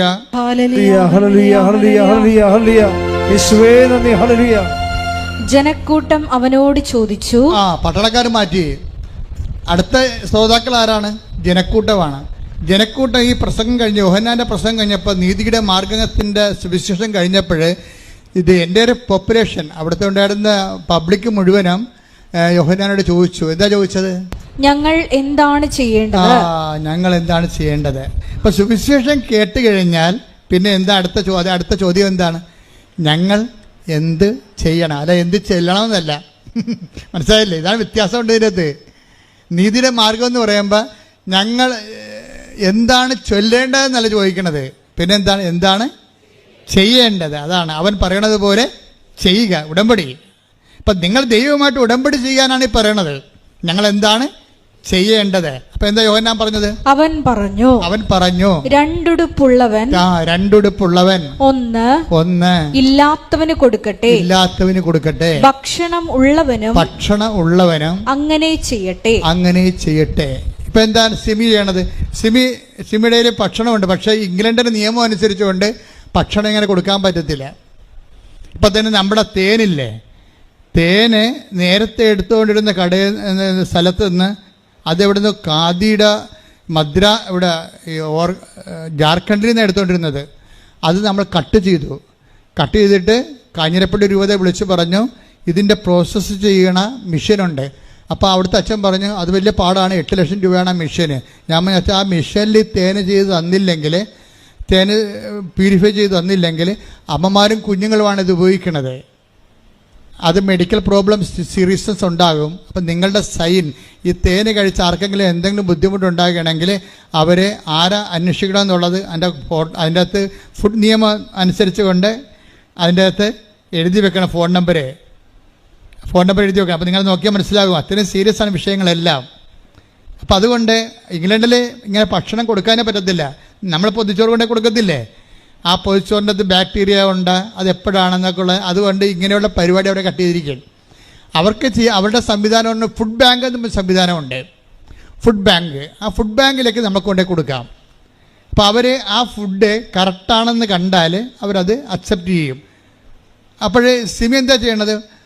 ഭക്ഷണത്തിൻ്റെ പൈസയോ ഭക്ഷണമോ ബ്രാൻഡഡ് ആയിട്ടുള്ള ഫുഡ് വാങ്ങിച്ചിട്ട് ഈ ഫുഡ് ബാങ്കിൽ കൊണ്ടേ കൊടുക്കും. എന്തുമാത്രം മനുഷ്യർ വർക്ക് ചെയ്യുന്ന ഉടമ്പടി നീതിയുടെ, അതാണ് നീതിയുടെ മാർഗം എന്ന് പറയണത്. അപ്പോൾ ഇപ്പം നമുക്ക് ഇനിയിപ്പോൾ അത് കൊടുക്കാൻ പറ്റത്തില്ല, ഇവിടെ ഇന്നൊക്കെ ചെയ്യേണ്ട എന്ന് പറഞ്ഞ് നമ്മളിരിക്കും. പക്ഷെ അവരതല്ല, അവർ സീരിയസ് ലേഡിയാണ്. ഇവിടെ ഭക്ഷണം ഇങ്ങനെ പൊതിച്ചോറ് കൊടുക്കാനുള്ള സംവിധാനം ഇല്ലെങ്കിൽ അവിടുത്തെ സംവിധാനം എന്താണ്? തിരക്കണം. അതാണ് ആത്മാർത്ഥത. If you are sincere God will be serious. മനസ്സിലായില്ലേ? അപ്പോൾ അവിടെ ഭക്ഷണം കൊടുക്കാൻ പറ്റുന്നില്ല എന്നുണ്ടെങ്കിൽ പിന്നെ എന്താണ് അവിടുത്തെ മാർഗം? അപ്പം തിരക്കി പറഞ്ഞു ഇവിടെ ഫുഡ് ബാങ്ക് ഉണ്ട്, അവിടെ കൊണ്ടേ കൊടുത്ത ഗവൺമെൻറ്റിൻ്റെ ഉദ്യോഗസ്ഥന്മാരാണ് അത് കൈകാര്യം ചെയ്യണത്. ഗവൺമെൻറ് ലോ അനുസരിച്ചുകൊണ്ട് അവർ തന്നെ വേണ്ട സ്ഥലത്തേക്ക് ഡിസ്ട്രിബ്യൂട്ട് ചെയ്തോളൂ. അപ്പോൾ ഇവർ പിന്നീട് കൊള്ള പൈസ കിട്ടുന്നതനുസരിച്ചുള്ള ഫുഡ് ബാങ്കിനെ സഹായിക്കാൻ തുടങ്ങി. എന്താ കാര്യം? ഭക്ഷണം ഉള്ളവൻ ഭക്ഷണമില്ലാത്തവന് കൊടുക്കണം. ഇപ്പം നിങ്ങൾ തന്ന വസ്ത്രം എല്ലാം എന്താ ചെയ്തിരിക്കണത്? ആ വസ്ത്രം നിങ്ങൾ ഇവിടെ ഒരു 2 ലോറിക്കാൻ പറ്റിയ വസ്ത്രം നിങ്ങൾ തന്നിട്ടുണ്ട്. നല്ല പുതിയ വസ്ത്രങ്ങളാണ് പലരും തന്നത്. അതപ്പം തന്നെ വയനാടിന് ഉരുൾപൊട്ടിയെന്ന് കേട്ട് അവിടെ ആൾക്കാർ അഭയാർത്ഥികളായി പോയെന്ന് കേട്ടപ്പോൾ തന്നെ എന്ത് ചെയ്ത്? അപ്പം തന്നെ ഇവിടുന്ന് 2 വണ്ടി നിറച്ച് ഉടുപ്പുമായി പോയി. ഉടുപ്പും പിന്നെ ഒരു 10 ചാക്ക് അരിയും പയറും എല്ലാമായിട്ട് പോയി. പിന്നെ പൈസയും കൊടുത്തു. എമർജൻസി, കാര്യം അവിടെ നമുക്ക് വെച്ച് താമസിക്കാൻ പറ്റത്തില്ല. നിങ്ങൾക്കൊക്കെ ഇതൊക്കെ പിരിവെടുത്തൊക്കെ വരണം. ഞങ്ങൾക്കിവിടെ ഇതിന് സംവിധാനമുണ്ട്. അത് നിങ്ങൾ തന്നെ സംവിധാനമാണ്, ഉടമ്പടിയുടെ ഭാഗമാണ്. എന്ന് വെച്ച് കഴിഞ്ഞാൽ ഉടമ്പടി നിലനിൽക്കുന്നത് എപ്പോഴും ചെയ്യുന്നതിലാണ്. അതാണ് നീതിയുടെ മാർഗം. ഇപ്പം ജനക്കൂട്ടത്തോട് പറഞ്ഞത് എന്താണെന്ന് അറിയാവോ? നിങ്ങൾ ഭക്ഷണം കൊടുക്കണം. പിന്നെന്താ പറഞ്ഞത്? നിങ്ങൾ വസ്ത്രം കൊടുക്കണം. ഇപ്പം പുതിയൊന്നും അല്ലേ, ഉടമ്പടിയിലുള്ളതാണ്. ഞങ്ങൾ എന്ത് ചെയ്യണമെന്ന് വചനം കേട്ടവർ ചോദിച്ചു. ഞങ്ങൾ എന്ത് ചെയ്യണം? എന്താണ് നിങ്ങൾ ചെയ്തത്? ദൈവത്തെ അവൻ പറയണ പോലെ ചെയ്യാൻ പറഞ്ഞിട്ട് നിങ്ങൾ എന്താ? ഒന്നാമത്തെ എൻ്റെ സഹോദരനോട് ഞാൻ കാലെ പിടിച്ച് പറയുകയാണ്, നമ്മൾ എന്ത് ചെയ്താലും മുതലാകാത്ത ഒരാളാണ് മുകളിൽ തലക്ക് തൂങ്ങി വിറകെ തൂങ്ങി നന്നായിട്ട് കിടക്കണത്. എന്താ കാര്യം? അങ്ങയുടെ കയ്യിലുള്ള മൊത്തം അങ്ങേര് ചെലവഴിച്ച്. ഇപ്പം മടി എനിക്ക് ഭയങ്കര ഇഷ്ടമാണ് കർത്താവിനെ കുറിച്ച് രൂപം കാണാൻ. എന്താ കാര്യം എന്നറിയാമോ? മടി തുറന്നിട്ടിരിക്കണം, ഇനി ഒന്നും ഇല്ലെന്ന് പറയും. ഇനി ഒന്നുമില്ല, തരാനുള്ള എല്ലാം തന്ന്. കേട്ടോ, മടി തുറന്ന് കിടക്കണം. കണ്ടില്ലേ? മടി തുറന്ന കർത്താവിൻ്റെ കുരിശുരൂപം കാണുമ്പോൾ എൻ്റെ കണ്ണ് നിറയെ. ശരിക്കും പറഞ്ഞാൽ ഇനി ഒന്നുമില്ല. ഇത് തന്നെ അപ്പായിക്കും സംഭവിച്ചത്. അപ്പായി ഇത് തന്നെ പറയും, എന്താണ്? തൻ്റെ ഏകജാതനെ നൽകാൻ തക്ക വിധം എന്ന് പറഞ്ഞ്, തൻ്റെ ഏകജാതനെ നൽകാൻ തക്ക വിധം അത്രമാത്രം ദൈവം ലോകത്തെ സ്നേഹിച്ചു. ദിവ്യകാരുണ്യത്തിന് ആരാധനയും സ്തുതിയും പുകഴ്ചയും പരിശുദ്ധ പരമ ദിവ്യകാരുണ്യത്തിന് ആരാധനയും സ്തുതിയും പുകഴ്ചയും. അപ്പൊ വിശ്വാസത്തിൽ ഈ ശ്രീമി വളരണം, ഈ ഹെഡ് നേഴ്സ് വളരണം. കണ്ടില്ലേ? അത് കാര്യം എന്താണ്? അത് അനുതാപത്തിൻ്റെ ഫലങ്ങൾ അവർ പുറപ്പെടുവിച്ചുകൊണ്ടിരിക്കുകയാണ്. ഇവരിപ്പോൾ ചെയ്തുകൊണ്ടിരിക്കുന്നത് എന്താണെന്ന് അറിയാമോ? ഇവർ പറയണതേ, ഞാൻ ഹെഡ് നേഴ്സാണ്, എനിക്ക് പേഷ്യൻ്റ് കമ്മിറ്റ്മെൻ്റ് ഒന്നുമില്ല. 20 കൊല്ലമായില്ലേ അവിടെ വർക്ക് ചെയ്യണത്. അവർ ഹെഡ് നേഴ്സാണ് അവിടുത്തെ. അവർക്ക് പേഷ്യൻ്റ് കമ്മിറ്റ്മെൻ്റ് ഒന്നുമില്ല. വാർഡിൽ പോവുകയും പേഷ്യൻറ്റിനെ ട്രീറ്റ് ചെയ്യുക, അപ്പോൾ അവരോടൊന്നുമില്ല. നേഴ്സുമാരുടെ ആ വാർഡിലൊക്കെ നിശ്ചയിച്ചിരിക്കുന്ന നേഴ്സുമാരുടെ കാര്യം, ഡ്യൂട്ടിക്ക് അവർക്ക് നിർദ്ദേശങ്ങൾ കൊടുത്താൽ മതി. പക്ഷെ ഉടമ്പടി എടുത്തപ്പോൾ എനിക്ക് മനസ്സിലായി, ഞാൻ പൊതുവെ സീരിയസ് ആണ്, ഹെഡ് വെയ്റ്റോട് കൂടി ജീവിക്കുന്ന ആളാണ്. അപ്പോൾ എനിക്ക് കർത്താവിൻ്റെ ജോലി ചെയ്യണമെങ്കിൽ ഹെഡ് വെയ്റ്റിൻ്റെ ആവശ്യമില്ല. ഞാൻ അന്ന് മുതൽ എല്ലാ വാർഡിലും പോകും. ഞാനോട് പറയും, ഞാൻ നോക്കിക്കൊള്ളാം, നിങ്ങൾ റെസ്റ്റ് എടുക്കാൻ പറയും. എന്ത് മാറ്റമാണെന്ന് നോക്കിയേ. അവർ 20 കൊല്ലം ഹെഡ് നേഴ്സായിട്ടിരുന്നിട്ട് ഓഫീസിൽ ജോലി ചെയ്ത ആളാണ്. ഇപ്പം ഞാൻ എടുത്തു ചാടിയേ സംസാരിക്കത്തുള്ളൂ. എന്നെ കാണുമ്പോൾ തന്നെ മറ്റു നേഴ്സുമാർക്ക്, താഴെയുള്ള നേഴ്സുമാർക്ക് പേടിയാണ്. ഇപ്പം ഞാൻ അവരോട് സൗമ്യമായി സംസാരിക്കുന്നുണ്ട്, ശാന്തമായി സംസാരിക്കുന്നുണ്ട്. അവരെ ഹെൽപ്പ് ചെയ്യണമെന്നുള്ള മാനസികാവസ്ഥ എനിക്കുണ്ട്. അതുകൊണ്ട് അവർക്ക് എന്തെങ്കിലും വിഷമമുണ്ടെങ്കിൽ ഞാനത് തിരക്കുന്നുണ്ട്. ഇവരങ്ങ് ടോട്ടല് മാറി, അവരൊരു സൗമ്യതയായി മാറി.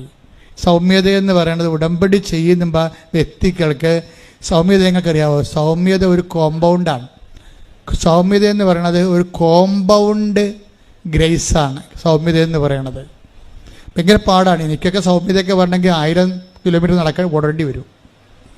എന്തെന്ന് എനിക്ക് അല്പം തെറ്റിക്കണ്ടെങ്കിൽ ഞാൻ അപ്പം തന്നെ എൻ്റെ മുഖം മാറും. എനിക്കറിയാം, എന്നത്തോട് തന്നെ ഞാൻ യുദ്ധം ചെയ്താണ് ഞാൻ ഇവിടെ ജീവിക്കണത്.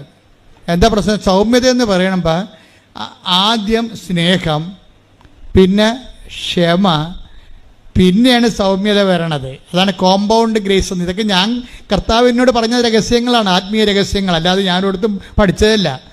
സൗമ്യത എന്ന് പറയുമ്പോൾ ആദ്യം കഴിഞ്ഞ സ്നേഹമാണ് വരണത്. ഇപ്പം തൻ്റെ ഈ കൊടുക്കണേ നൽകണേ എന്താണ്? ആരൊക്കെ എന്തായാലും എന്തെങ്കിലും നൽകണമെന്ന് തോന്നണേ എന്താണ്? സ്നേഹമാണത്. അതാണ് തൻ്റെ ഏകജാതനെ നൽകാൻ തക്ക വിധം. അത് 3:16 വായിച്ചേ, യോഹന്നാൻ 3:16. ശ്രുതികട്ടെ, ഹല്ലേലൂയ ഹല്ലേലൂയ ഹല്ലേലൂയ ഹല്ലേലൂയ. യേശുവേ നന്ദി, ഹല്ലേലൂയ ഹല്ലേലൂയ. 3:16 എന്തെന്നാൽ അവനിൽ വിശ്വസിക്കുന്ന ഏവനും നശിച്ചു പോകാതെ നിത്യജീവൻ പ്രാപിക്കുന്നതിനു വേണ്ടി തന്റെ ഏകജാതനെ നൽകാൻ തക്കവിധം ദൈവം ലോകത്തെ അത്രമാത്രം സ്നേഹിച്ചു. എത്രമാത്രമാണെന്ന് ഒരു പിടിയുമില്ല. അത് ഇത്രമാത്രം ഒന്ന് ദൈവം പറയും. നീ എന്നെ എന്തുമാത്രം സ്നേഹിച്ചെന്ന് ചോദിച്ചാൽ ദൈവം പറയും, നീ കുരിശിട്ട് നോക്ക്, എൻ്റെ ഏകജാതനെ ഇതുപോലെ നൽകാൻ തക്ക വിധം അത്രമാത്രം സ്നേഹിച്ചു. ഇപ്പം കുരിശുരൂപം കാണുമ്പോൾ നമുക്ക് തോന്നേണ്ടത് ദൈവസ്നേഹമാണ്. ദൈവസ്നേഹത്തിൻ്റെ ഒരു തുറന്ന ബൈബിളാണ് കുരിശുരൂപം എന്ന് പറയണത്.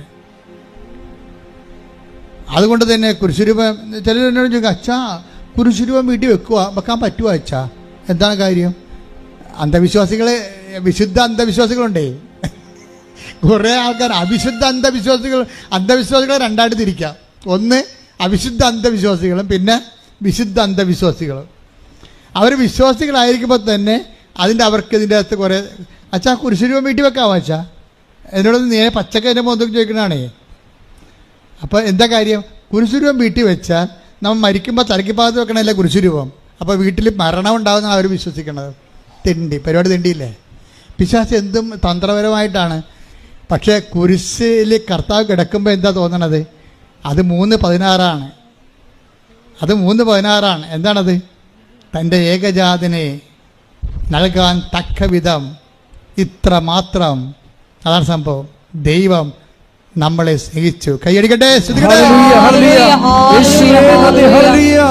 കാരുണ്യത്തിന് ആരാധനയും സ്തുതിയും പുകഴ്ചയും ഉണ്ടായിരിക്കട്ടെ. അത് എൻ്റെ മക്കളെ, അതുകൊണ്ട് നമ്മൾ ദൈവത്തിൻ്റെ ഒരു മൈൻഡ് സെറ്റ് എന്ന് പറയണത് ഒന്നും മുതലാകത്തില്ല. അതാണ് പ്രശ്നം. ഒന്നും മുതലാകത്തില്ല. അത് നിങ്ങൾക്ക് മനസ്സിലാകണം. എന്താ ഒന്നും മുതലാകത്തില്ലെന്ന് പറഞ്ഞാൽ, ഇപ്പോൾ തൻ്റെ ഏകജാതനെ നൽകാൻ തക്ക വിധം ദൈവം അത്രമാത്രം സ്നേഹിച്ചു. ഇനി ഏകജാതം വന്നപ്പോൾ നമ്മളോട് ചോദിച്ചത് എന്താണ്? വിശേഷ വിധിയായി നിങ്ങൾ എന്താണ്? അതാണ് പ്രശ്നം. നമ്മൾ സാധാരണ രീതിയിൽ ചെയ്തതൊന്നും ദൈവത്തിന് മുതലാകത്തില്ല. 5:46 എടുത്തേ, ശ്രദ്ധിക്കട്ടെ. ഹല്ലേലൂയ. നിങ്ങളെ സ്നേഹിക്കുന്നവരെ നിങ്ങൾ സ്നേഹിച്ചാൽ, കേട്ടോ ഒന്ന് പറഞ്ഞേ, നിങ്ങളെ സ്നേഹിക്കുന്നവരെ മാത്രം നിങ്ങൾ സ്നേഹിച്ചാൽ നിങ്ങൾക്ക് എന്ത് പ്രതിഫലമാണ് ലഭിക്കുക? ഒലക്ക മുഴുകി കിട്ടുമെന്നാണ് ഈ പറയണത്. മനസ്സിലായില്ലേ? നിങ്ങൾ സ്നേഹിക്കുന്നവരെ മാത്രമാണ് നിങ്ങൾ സ്നേഹിക്കുകയാണെങ്കിൽ നമ്മുടെ ജീവിതം സ്വാഹ.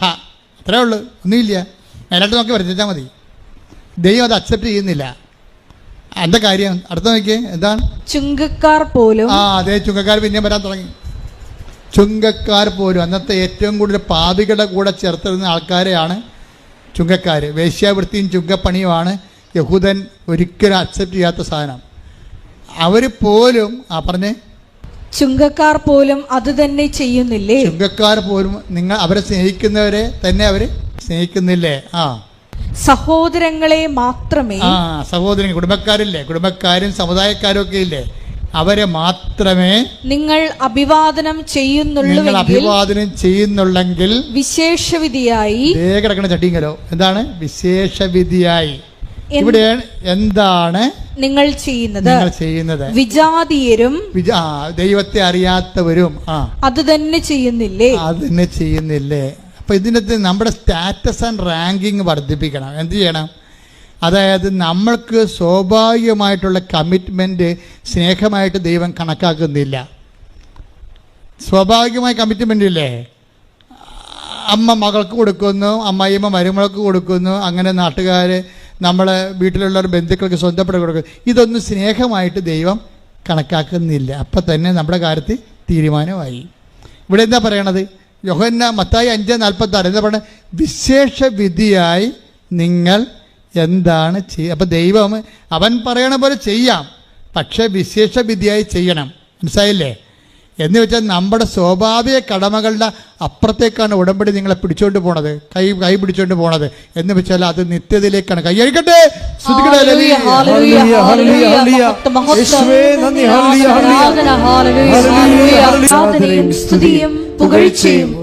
പരിശുദ്ധ പരമ ദിവ്യകാരുണ്യത്തിന് ആരാധനയും സ്തുതിയും പുകഴ്ചയും ഉണ്ടായിരിക്കട്ടെ. പരിശുദ്ധ പരമ ദിവ്യകാരുണ്യത്തിന് ആരാധനയും സ്തുതിയും പുകഴ്ചയും ഉണ്ടായിരിക്കട്ടെ. എൻ്റെ മക്കളുടെ ഇതിനകത്ത് വിഷയം എന്താണ്? ഉടമ്പടി എന്ന് പറയണത് നിത്യതയിലേക്കുള്ളൊരു യാത്രയാണ്. അത് കാരണം അതിൻ്റെ ആസ്തികളാണ് നമ്മൾ ഇവിടെ വെച്ച് സംഭരിക്കണത്. അതുകൊണ്ടാണ് വിട്ടുവീഴ്ചയില്ലാത്തത്. അതാണ് വിശേഷ വിധിയായി നിങ്ങൾ എന്താണ് ചെയ്യണത്? എക്സ്ട്രാ ചെയ്യണത് എന്താണെന്ന് ചോദിക്കണത്. പക്ഷേ എക്സ്ട്രാ ചെയ്യണത് എന്തിനു വേണ്ടിയാണ്? നിത്യതയ്ക്ക് വേണ്ടിയാണ്. You got the point. It is clear അല്ലേ? അതായത് ഈശോ പറയുന്നത് എന്താണ്? നമ്മൾ എനിക്ക് ജെറുസലേമിലേക്ക് പോകേണ്ടിയിരിക്കുന്നു. ഒരു ദിവസം ഞാനിങ്ങനെ വായിച്ചായിരുന്നു, എനിക്ക് ജെറുസലേമിലേക്ക് കർത്താവ് പറഞ്ഞതാണ്. എനിക്കാണത് മത്തായിയുടെ സുവിശേഷം 16:21 എടുത്തേ. ശ്രുതികട ഹല്ലേലൂയ. മത്തായി 16:21. മത്തായി 16:21. അപ്പോൾ മുതൽ യേശു തനിക്ക് ജെറുസലേമിലേക്ക് പോകേണ്ടിയിരിക്കുന്നുവെന്നും ശ്രേഷ്ഠന്മാരിൽ നിന്നും പ്രധാന പുരോഹിതന്മാരിൽ നിന്നും നിയമജ്ഞരിൽ നിന്നും വളരെയേറെ സഹിക്കേണ്ടി വരുമെന്നും താൻ വധിക്കപ്പെടുമെന്നും എന്നാൽ മൂന്നാം ദിവസം ഉയർപ്പിക്കപ്പെടുമെന്നും ശിഷ്യന്മാരെ അറിയിച്ചു തുടങ്ങി. അപ്പൊ ശിഷ്യന്മാരെ അറിയിച്ചു തുടങ്ങിയെന്ന് പറയണത്, ഇത് വായിച്ചുകൊണ്ടിരിക്കുമ്പോൾ, ഞാൻ കഴിഞ്ഞ ദിവസം ആഴ്ചയിലാണ് ഇത് എല്ലാപ്പോഴും വായിക്കുന്നതാണ് ഈ ഭാഗങ്ങൾ. പക്ഷെ അപ്പോഴും ഈശോ പറഞ്ഞത്, എടമോനെ, ഇത് ജെറുസലേമിലേക്ക് പോകണമെന്ന് പറഞ്ഞു കഴിഞ്ഞാൽ ഇസ്രായേലിൻ്റെ തലസ്ഥാനമൊന്നുമല്ല, ഞാൻ സ്വർഗീയ ജെറുസലേമിലേക്ക് പോകുന്ന യാത്രയാണ് ഞാൻ തുടങ്ങിയത്. അത് ഞങ്ങൾ സെമിനാരിലും പോലും പഠിക്കാത്ത സംഭവമാണ്. കാരണം ഇതിന് ജെറുസലേം ഗലീലി ടു ജെറുസലേം എന്നും പറഞ്ഞ് യുക്കാന്റെ സുവിശേഷത്തിൽ ഒരു മാർഗത്തിൻ്റെ സുവിശേഷം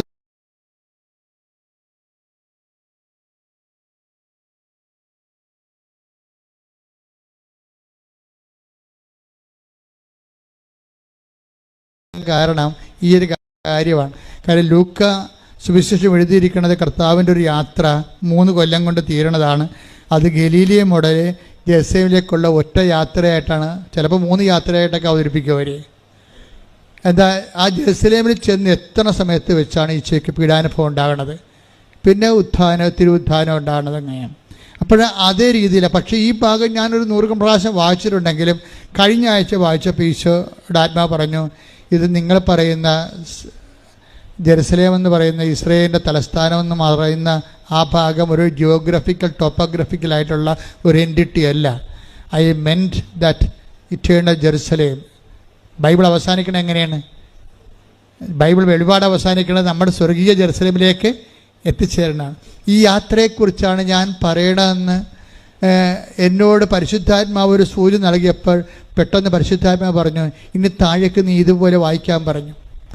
നിത്യതയെക്കുറിച്ച് സുവിശേഷത്തിന് നീ പുനർവായന കൊടുക്കാൻ പറഞ്ഞു. കർത്താവ് പറഞ്ഞ വചനങ്ങളെ പുനർവായനയിലൂടെ പരിശുദ്ധാത്മാവ് എന്നെ കൊണ്ടുപോയത് എന്താണെന്ന് അറിയാവോ? പിന്നീട് ഞാൻ എൻ്റെ മനസ്സിൽ കർത്താവ് തന്നത് 16:24. ശ്രുതികട ഹല്ലേലൂയ. മത്തായി 16:24. ശ്രുതികട ഹല്ലേലൂയ. മത്തായി 16:24. യേശു ശിഷ്യന്മാരോട് അരുളി ചെയ്തു, ആരെങ്കിലും എന്നെ അനുഗമിക്കാൻ ആഗ്രഹിക്കുന്നെങ്കിൽ അവൻ തന്നെ തന്നെ പരിത്യജിച്ച് തന്റെ കുരിശുമെടുത്ത് എന്നെ അനുഗമിക്കട്ടെ. ഇവിടെയാണ് പ്രശ്നമെന്ന് പറഞ്ഞു. എന്ന് വെച്ചാൽ ഇത് പറഞ്ഞിരിക്കുന്നത് ഗാഗുൽത്തായി പോയി പത്രോസും ശിഷ്യന്മാരും എല്ലാവരും കൂടെ പോയിട്ട് അനുഗമിച്ച് അവിടെ പോയി കർത്താവിനെ പോലെ കുരിശ കിടക്കുന്ന കാര്യമല്ല പറയണത്. നമുക്ക് ഇത് ഇങ്ങനെ പറഞ്ഞു കഴിയുമ്പോൾ താഴേക്ക് വായിക്കുമ്പോൾ നമ്മളൊക്കെ ഇതും അങ്ങനെയായിരിക്കുന്നു. അല്ല, നമുക്ക് എനിക്ക് ജെറുസലേമിലേക്ക് പോകേണ്ടിയിരിക്കണം എന്നാണ് ഈശോ പറഞ്ഞത്. ശിഷ്യന്മാരെ കൂട്ടിയിട്ടില്ല അവിടെ. എനിക്ക് ജെറുസലേമിലേക്ക് പോകേണ്ടിയിരിക്കണത്. ഇനി ആർക്കെങ്കിലും നിത്യതയിലേക്ക് എൻ്റെ കൂടെ വരണമെന്നുണ്ടെങ്കിൽ പിന്നെന്താ ചെയ്യണത്? ആർക്കെങ്കിലും എന്നെ അനുഗമിക്കാൻ നിത്യ ജെറുസലേമിലേക്ക് പോണ യാത്രയിൽ ആർക്കെങ്കിലും എന്നെ അനുഗമിക്കാൻ താല്പര്യം ഉണ്ടെങ്കിൽ 16:24 വർക്കൗട്ട് ചെയ്യണം. എന്താണ്? നിങ്ങളെ തന്നെ സ്വയം പരിത്യജിക്കണം. എന്ത് ചെയ്യണം? ദിവസേനയുള്ള തന്നെ കുരിശുമെടുത്തുകൊണ്ട് എൻ്റെ പിന്നാലെ വരണം. അപ്പോൾ സ്വർഗീയ നിത്യതയെ അനുസരിച്ചിട്ടാണ് ഈ കുരിശ് വെച്ചിരിക്കണത്. അപ്പം നിങ്ങൾക്ക് പ്രാർത്ഥിച്ചിട്ടും കുരിശാണല്ലോ എന്ന് പറയത്തില്ലേ? പ്രാർത്ഥിച്ചിട്ടും കുരിശാണല്ലോ എന്ന് പറയത്തില്ലേ? ഇപ്പം സിമിയും അങ്ങനെയാണ് പറഞ്ഞത്. എന്താ പറഞ്ഞു വെച്ച് കഴിഞ്ഞാൽ അതായത് അതൊക്കെ മുമ്പ് വേറെ ഒരു കഴിഞ്ഞ ദിവസങ്ങളിൽ ഡിസംബർ 7-ാം തീയതി, ഇന്നലെ 8-ാം തീയതിയല്ലേ, 7-ാം തീയതി ഒരു സാക്ഷ്യം ഉണ്ടായി. ആ സാക്ഷ്യത്തില് ശ്രുതിയുടെ മക്കളെ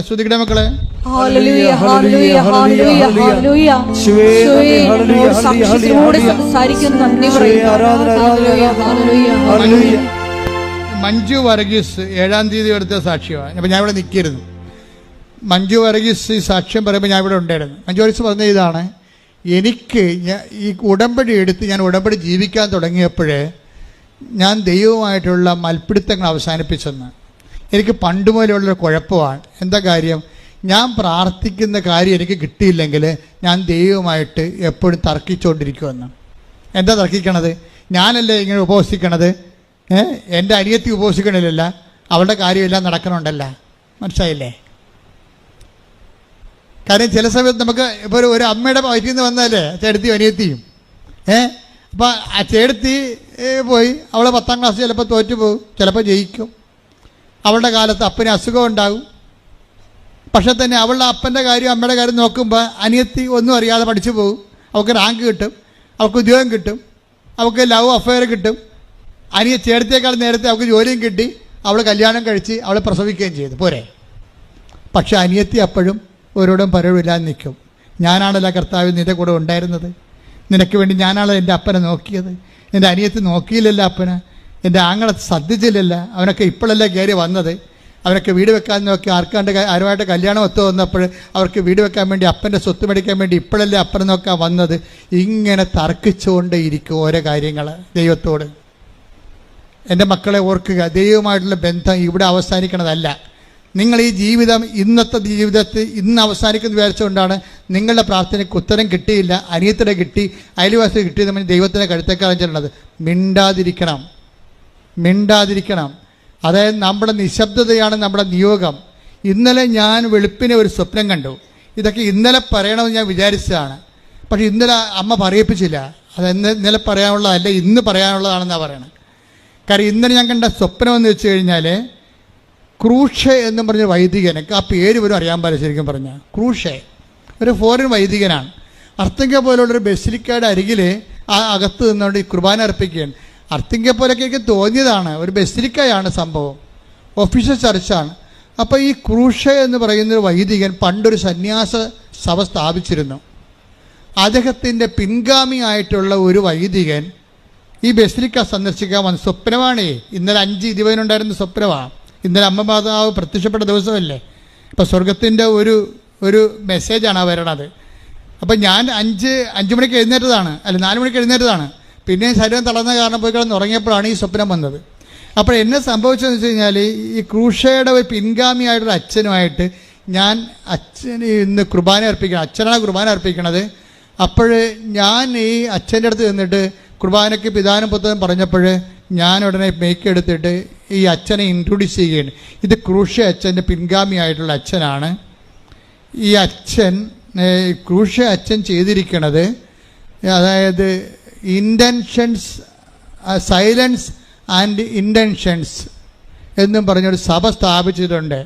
സൈലൻസ് ആൻഡ് ഇൻറ്റൻഷൻസ് എന്നും പറഞ്ഞൊരു സഭ സ്ഥാപിച്ചിട്ടുണ്ടെന്ന് ഞാൻ പറഞ്ഞ് നാക്കിയിട്ടില്ല. അപ്പോൾ ഈ അച്ഛൻ പറഞ്ഞു നോ നോ നോ എന്ന് പറഞ്ഞു. അങ്ങനെ അല്ലെന്ന്.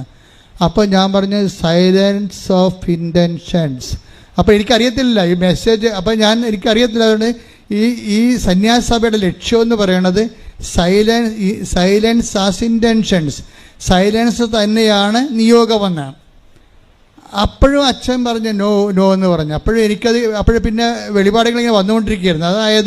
അതായത് പിന്നീട് ഞാൻ പറഞ്ഞു സൈലൻസ് ഇൻറ്റൻഷൻസ് ആണ്, സൈലൻസ്ഡ് ഇൻറ്റൻഷൻസ് എന്ന് പറഞ്ഞു. എന്ന് വെച്ചാൽ നിശബ്ദമാക്കപ്പെട്ട നിയോഗങ്ങളുടെ സന്യാസസഭ എന്ന് പറഞ്ഞു.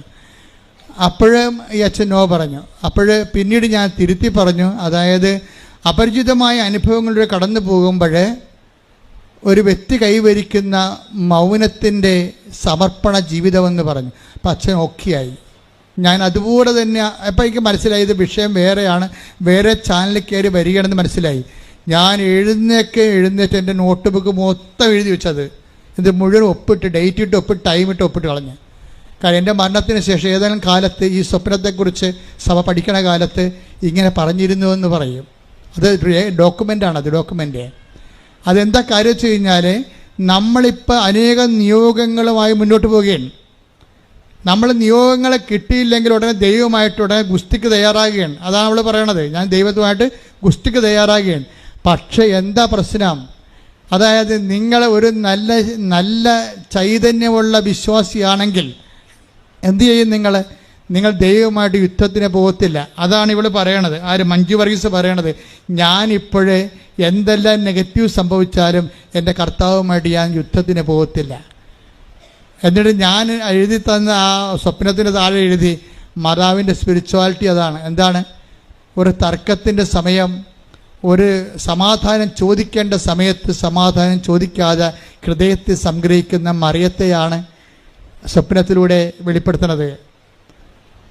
മറിയമാണ് ഇതിൻ്റെ ആൾ. ശരിക്കും പറഞ്ഞാൽ ഈ നിശബ്ദ നിയോഗങ്ങളുടെ, അതായത് നിശബ്ദ നിയോഗങ്ങൾ എന്ന് പറഞ്ഞാൽ നമ്മുടെ നിയോഗങ്ങളുടെ മേൽ ദൈവം കൈവച്ച് ആ നിയോഗങ്ങൾ നടന്നില്ല എന്നുണ്ടെങ്കിൽ ദൈവമായിട്ട് ഗുസ്തിക്ക് പോകുന്ന അവിശ്വാസിയും ദൈവമായിട്ട് ദൈവത്തെ മഹത്വപ്പെടുത്താൻ വേണ്ടി നിന്റെ കേൾക്കപ്പെടാത്ത പ്രാർത്ഥനകൾ ഉപയോഗിക്കുന്നെങ്കിൽ നീ മാതാവിനെ പോലെ ഹൃദയത്തിൽ സംഗ്രഹിച്ചുകൊണ്ട് നിത്യതയ്ക്ക് വേണ്ടി അത് കാഴ്ചവെച്ചുകൊണ്ട് നിത്യതയ്ക്ക് വേണ്ടിയുള്ള കുരിശായിട്ട് അത് അക്സെപ്റ്റ് ചെയ്ത് കഴിഞ്ഞാൽ നിത്യതയുടെ ഓഹരിയാണ് ശരിക്കും കുരിശ്.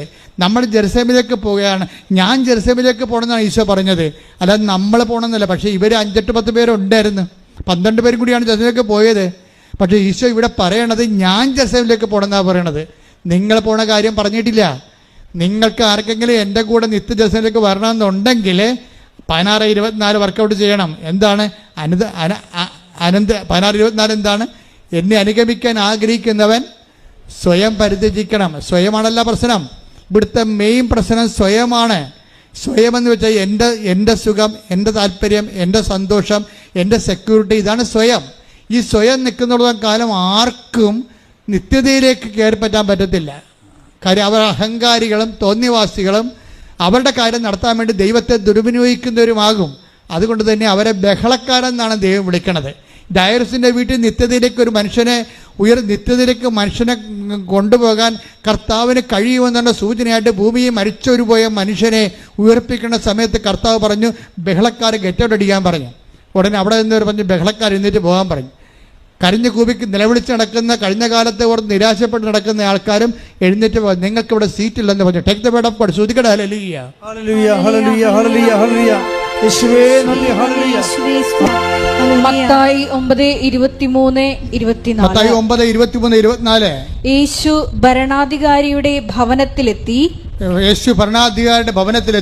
കുഴലൂത്തുകാരെയും ബഹളം വയ്ക്കുന്ന ജനങ്ങളെയും കണ്ടു പറഞ്ഞു, നിങ്ങൾ പുറത്തു പോകുവിൻ.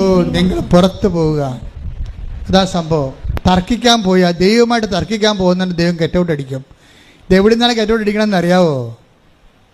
എവിടെ നിന്നാണ് ഗെറ്റൗട്ട് അടിക്കണം? നിത്യതയിൽ നിന്നാണ് ഗെറ്റൗട്ട് അടിക്കണത്. അത് നിങ്ങൾ മനസ്സിലാക്കണം. ദൈവമായിട്ട് തർക്കിക്കാൻ. അതുകൊണ്ടാണ് മറിയത്തിന് ജ്ഞാനമുണ്ട്. മറിയം എന്ത് ചെയ്തു? നിങ്ങൾ എന്തിനാണ് എന്നെ അന്വേഷിച്ചത്? ഞാൻ എൻ്റെ പിതാവിൻ്റെ കാര്യത്തിൽ വേദനായിരിക്കേണ്ടവനാണെന്ന് നിങ്ങൾക്കറിയാൻ പാടില്ലെന്ന് ചോദിക്കും. മറിയത്ത് തിരിച്ചു ചോദിക്കാം, അങ്ങനെയാണെങ്കിൽ നിനക്ക് എന്നോട് പറഞ്ഞിട്ട് വേണ്ടി ഇവിടെ നിൽക്കാൻ? നിനക്ക് 12 വയസ്സല്ലേ ആയുള്ളൂ. നിന്നെ ഞാനല്ല കൂട്ടിക്കൊണ്ടുവന്നത്. നിന്റെ അപ്പൻ ഒരു കൊല്ലം മുഴുവൻ പണിയെടുത്തിട്ട് കിട്ടിയ കാശിൻ്റെ ബാക്കി വെച്ചിട്ടല്ലേ ഈ നാരങ്ങ വെള്ളം കുടിച്ച് നടന്നിട്ടല്ലേ അവസാനം നീ ഒരു വാക്ക് പറഞ്ഞിരുന്നെങ്കിൽ ഞാൻ നിന്റെ കൂടെ നിൽക്കത്തില്ലേ എന്ന് പറഞ്ഞ് തർക്കിക്കാനോ ബഹളം ഉണ്ടാക്കാനോ കർത്താവ് അമ്മ പോയില്ല. അമ്മ എന്ത് ചെയ്ത്? അമ്മ ഹൃദയത്തിൽ സംഗ്രഹിച്ചു. അതാണ് വിഷയം. ദൈവവുമായിട്ട് തർക്കിക്കേണ്ട ഒത്തിരി അവസ്ഥകളുണ്ടാകും. നീ എന്താണ് ഞങ്ങളോട് ഇങ്ങനെ ചെയ്തത് എന്ന് ചോദിച്ചു. പക്ഷേ അതേസമയം തന്നെ ചോദ്യം പെശകെന്ന് കണ്ടപ്പോഴെന്ത് ചെയ്ത്? അമ്മ ഹൃദയത്തിൽ സംഗ്രഹിച്ചു. എന്താ കാര്യം? നിത്യതയുടെ ജ്ഞാനങ്ങളിലെ ദൈവത്തിന് പൂർണ്ണ സ്വാതന്ത്ര്യമാണ് നമ്മുടെ ജീവിതത്തിൽ. സിമി സാക്ഷ്യത്തിൽ പറയണേ, എൻ്റെ മകൻ ഞാനിങ്ങനെ കർത്താവിൻ്റെ കാര്യം ക്രമീകരിച്ചപ്പോൾ ഞാൻ ആദ്യം കൊടുത്ത ഏറ്റവും ബെസ്റ്റ് സ്കൂളിൽ നിന്ന് എന്നെ വിളിച്ചു. നിൻ്റെ മകൻ ഇവിടെ അഡ്മിഷൻ ആയിട്ടുണ്ടെന്ന് പറഞ്ഞു. എന്നുവെച്ചാൽ ഇതിനു വേണ്ടിയല്ലേ ഇവിടെ കരഞ്ഞുകൊണ്ട് നടന്നത്. അപ്പം കൂടെ ഉള്ളവർ ചോദിച്ചു, സിമി ഇതെന്ത് പരിപാടിയാണിത്? നിന്റെ യോഗ്യത എന്താണ്? നിന്റെ ലിസ്റ്റ് വരുമ്പോൾ നിനക്ക് ഇത്രയും അയോഗ്യത നിനക്കുണ്ട്. നിന്നേക്കാൾ നേരത്തെ അഡ്മിഷൻ കൊടുത്തു. നിന്റെ മകനേക്കാൾ കൂടുതൽ ഞങ്ങൾക്കുണ്ട്. നിന്റെ മകനേക്കാൾ കൂടുതൽ സർട്ടിഫിക്കറ്റ് ഞങ്ങൾക്കുണ്ട്, മാർക്കുണ്ട്. പക്ഷെ ഞങ്ങളുടെ മകന് കിട്ടിയിട്ടില്ല. നിന്റെ മകന് മാത്രം ഇവിടെ വിട്ടാൻ കാര്യം എന്താണ്? അപ്പം സിമി പറയും, എനിക്കൊരു മാതാവുണ്ടെന്ന് പറയും. അതാണ് എന്നോട് മാതാവ്. വേറെ മാർഗവും വേറെ ഉത്തരവില്ല അതിന്. അതിന് ഉത്തരവേ ഉള്ളൂ, കൃപാസനം മാതാവ്. എന്താണ്? ഉടമ്പടി. Not by merit but by grace. കൈയടിച്ച് സ്തുതിക്കട്ടെ. Hallelujah hallelujah hallelujah hallelujah. മഹത്വം മഹത്വം. ആരാധന ഹല്ലേലൂയ ഹല്ലേലൂയ ആരാധന ഹല്ലേലൂയ. പരിശുദ്ധ പരമദിവ്യകാരുണ്യത്തിന് നേരവും ആരാധനയും സ്തുതിയും പുകഴ്ചയും ഉണ്ടായിരിക്കട്ടെ. പരിശുദ്ധ പരമദിവ്യകാരുണ്യത്തിന് നേരവും ആരാധനയും സ്തുതിയും പുകഴ്ചയും ഉണ്ടായിരിക്കട്ടെ. അതുകൊണ്ട് തന്നെയാണ് മഞ്ജു വർഗീസ് പറയണത്, എൻ്റെ തർക്കമില്ല ഞാൻ അവസാനിപ്പിച്ചു എന്ന്. എനിക്കിപ്പോൾ തർക്കിക്കാൻ തോന്നണതേയുള്ള തോന്നണേയില്ല. ദൈവത്തിൻ്റെ ഇഷ്ടം പോലെ ചെയ്യട്ടെ, ദൈവത്തിൻ്റെ മനസ്സിൽ ഞാൻ സംതൃപ്തിയാണെന്ന്. ദൈവത്തിൻ്റെ മനസ്സ് എന്ത് തന്നെയായാലും എന്നെക്കുറിച്ചുള്ള സംതൃപ്തിയിൽ ഞാൻ സംതൃപ്തിയാണെന്ന് പറയണതാണ് ഈശോ പറഞ്ഞത്. എന്താണ്? ഈ വെള്ളം കുടിക്കുന്നവന് ഇനിയും ദാഹിക്കും, ഞാൻ തരുന്ന വെള്ളം കുടിക്കുന്നവർക്ക് ഇനി ദാഹിക്കുകയില്ല. ദാറ്റ് ഈസ് മഞ്ജു വർഗീസ് അഭിഷിക്തയായിരിക്കുന്നു, കർത്താവിൻ്റെ അഭിഷേകം മേടിച്ചിരിക്കുന്നു. അവക്കിന് ഇനി ഈ അഭിഷേകത്തിൻ്റെ നീണ്ടുനിപ്പിനാണ് സ്വർഗമെന്ന് പറയണത്. അവിടെ നിന്ന് അവിടെ കണ്ണിൽ നിന്ന് കണ്ണീരെല്ലാം തുടച്ചു നിൽക്കും. ഇനി മരണമില്ലെന്ന് കൈയ്യടിക്കട്ടെ.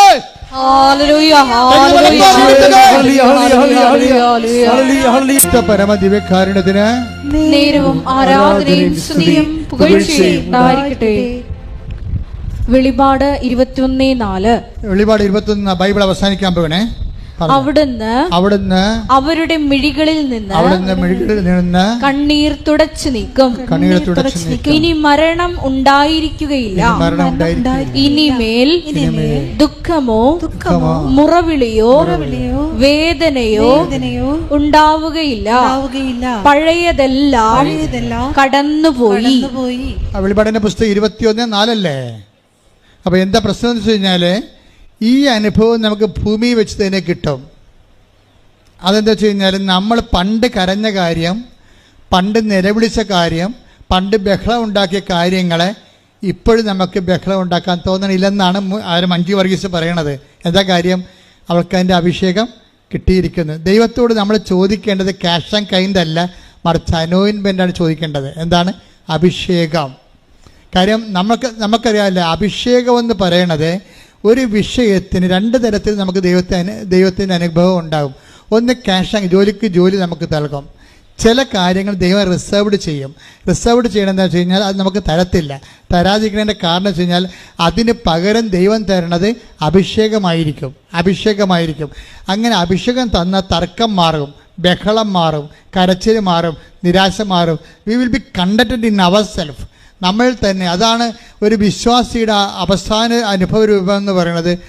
സെൽഫ് കണ്ടന്റൻസ് ആണ്. എന്ന് വെച്ച് കഴിഞ്ഞാൽ അവൾ അഭിഷേകം പ്രാപിച്ചിട്ട് അവൾ തന്നെ സ്വയം നിശബ്ദമായിരിക്കുന്നു. അതാണ് ഇന്നലെ പറഞ്ഞത്, ഇത് കോൺഗ്രിഗേഷൻ ഓഫ് സൈലൻസ് എന്ന് വെച്ചാൽ എങ്ങനെ സൈലൻസ് ആണ്?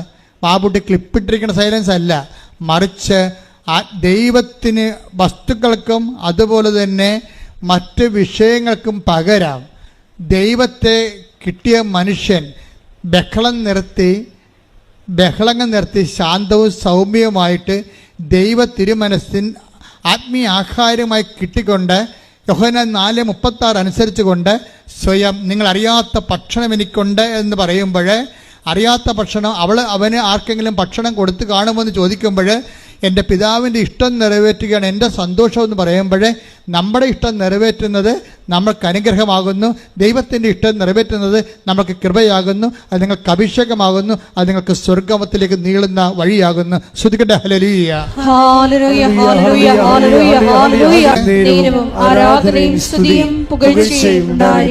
പരിശുദ്ധ പരമ ദിവ്യകാരുണ്യത്തിന്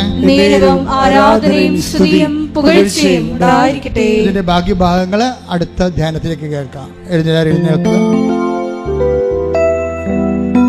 എല്ലാവരും എഴുന്നേൽക്കുക.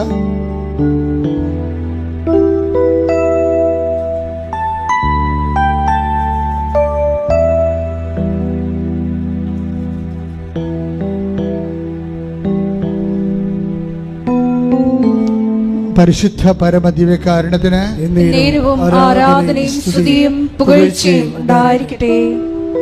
കർത്താവിന്റെ തിരുസന്നിധിയിൽ നമ്മൾ നിൽക്കുന്നത്. നിങ്ങളുടെ ബോഡിയിലെ രക്തോട്ടമൊക്കെ ഇങ്ങനെ നിലച്ച പോലെ അങ്ങനെ ഇരിക്കുന്നത് കൊണ്ട് വേർത്തത് കൊണ്ടാണ് അച്ഛൻ എഴുന്നേൽപ്പിച്ചത്. നിങ്ങൾ കുറച്ചു നേരം പാടി കർത്താവ് സ്തുതിക്കട്ടെ.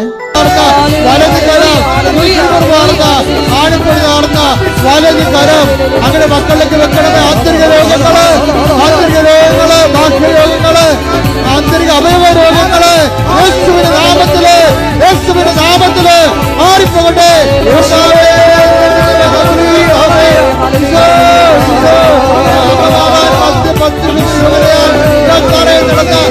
ആയിരക്കണക്കിന് ആരാധന ശക്തിയാൽ ദുരിതങ്ങള്, തടസ്സങ്ങള് യേശു ക്രിസ്തുവിന്റെ നാമത്തില് മാറിപ്പോകട്ടെ.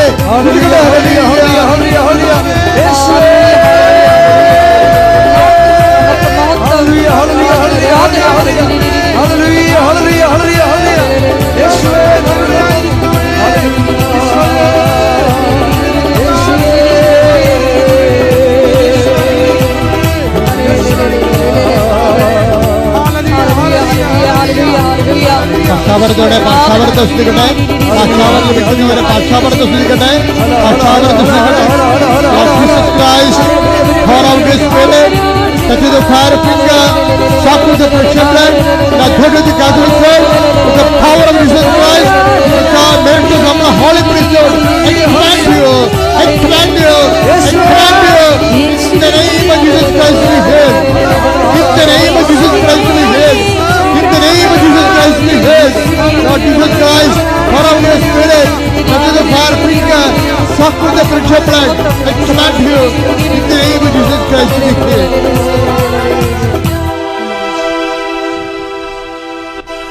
കണ്ണുകളടച്ച് കൈകൾ കൂപ്പി മൗനമായി പ്രാർത്ഥിക്കേണ്ട സമയമാണ്.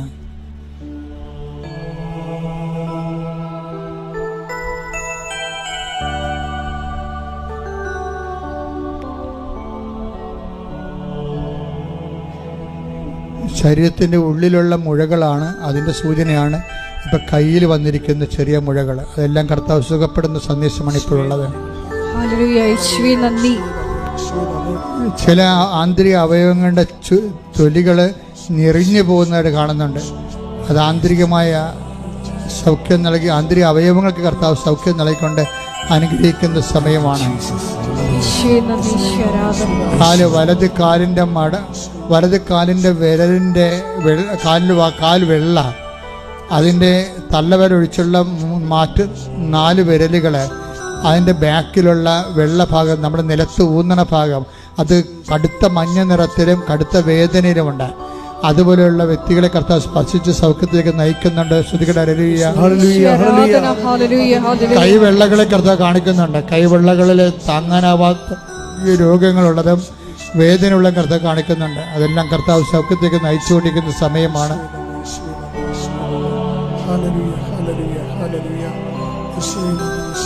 കക്ഷത്ത് എപ്പോഴും ബലമായിട്ട് ഇങ്ങനെ നീര് വന്ന് കല്ലച്ച് പോയി കിടക്കും. തപ്പി ഇങ്ങനെ നോക്കുമ്പോൾ ഭയങ്കര ബലമായിട്ട് തോന്നും. ആ വ്യക്തിയെയും കർത്താവ് സുഖപ്പെടുത്തിക്കൊണ്ടിരിക്കുന്നു. ഇങ്ങനെ ഒരു സ്ട്രെച്ചർ ഉപയോഗിച്ച് നടക്കുന്ന വ്യക്തിയെ കാണിക്കുന്നുണ്ട്. അദ്ദേഹത്തെ ഇന്ന് മുതൽ കർത്താവ് അദ്ദേഹത്തിന് പതുക്കെ സൗഖ്യത്തേക്ക് നയിക്കും. സ്ട്രെച്ചർ ഉപയോഗിച്ചാൽ പോലും പരസഹായമില്ലാതെ ബാത്റൂമിൽ പോകാൻ പറ്റാത്ത വ്യക്തിയാണ്. ആ വ്യക്തിയെയും കർത്താവ് ഇനി ഈ സ്ട്രെച്ചർ ഉപയോഗിച്ചുകൊണ്ടിരിക്കുന്നവരെ കർത്താവ് സ്പർശിക്കുന്ന സന്ദേശമുണ്ട്. ആന്തരിക അവയവങ്ങൾ കരളുകളും അതുപോലെ തന്നെ കുടലും, പിന്നെ ചില എനിക്ക് പേര് അറിയാത്ത ചില അവയവങ്ങളെ, ആന്തരിക അവയവങ്ങളെ കർത്താവ് കാണിക്കുന്നുണ്ട്. രക്തമയം നഷ്ടപ്പെട്ടിരിക്കുന്നു. ആ കർത്താവ് ഇടതുവശത്തുള്ള ആന്തരിക ഉദരത്തിൻ്റെ നമ്മുടെ പൊക്കിളിൻ്റെ ഇടതുവശത്തുള്ള അകത്തുള്ള ഒരു അവയവത്തിന് അത് രക്തമയം നഷ്ടപ്പെട്ടിരിക്കുന്നു. ആ രോഗിയെ കർത്താവ് സൗഖ്യപ്പെടുത്തേണ്ട സന്ദേശമാണ്. കുറച്ചു നേരമായി ഇങ്ങനെ മൂക്കിൻ്റെ പെട്ടിയും ഒക്കെ കാണിക്കുന്നുണ്ട്.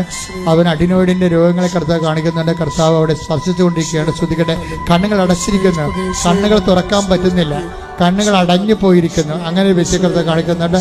ആ കണ്ണുകൾ അവർക്ക് തുറക്കാൻ പറ്റുമോ? കണ്ണ് തുറന്ന് കാഴ്ച കാണാൻ പറ്റും. കണ്ണ് പോളയുടെ പീലിയുടെയോ ആ ഒരു ബലം നഷ്ടപ്പെട്ടതാണ് കാണിക്കുന്നത്. കർത്താവ് അവിടെ അവരെ സൗഖ്യപ്പെടുന്നുണ്ട്. അവരെ കർത്താവിലേക്ക് കടന്ന് ആ വ്യക്തികളെ കർത്താവ് സ്പർശിക്കുന്നുണ്ട്.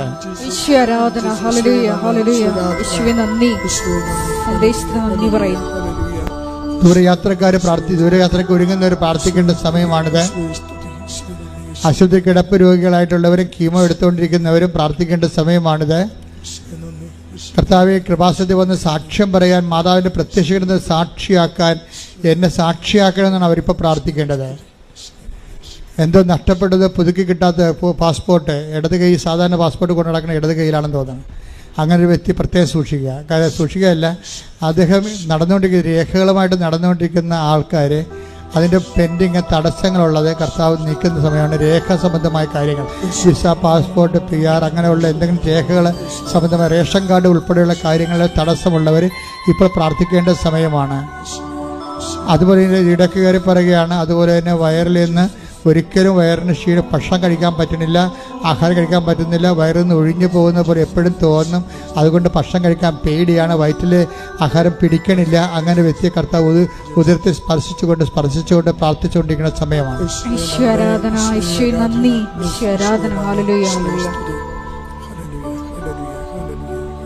ചെറിയ വ്യവസായങ്ങൾ, വ്യാപാരങ്ങൾ,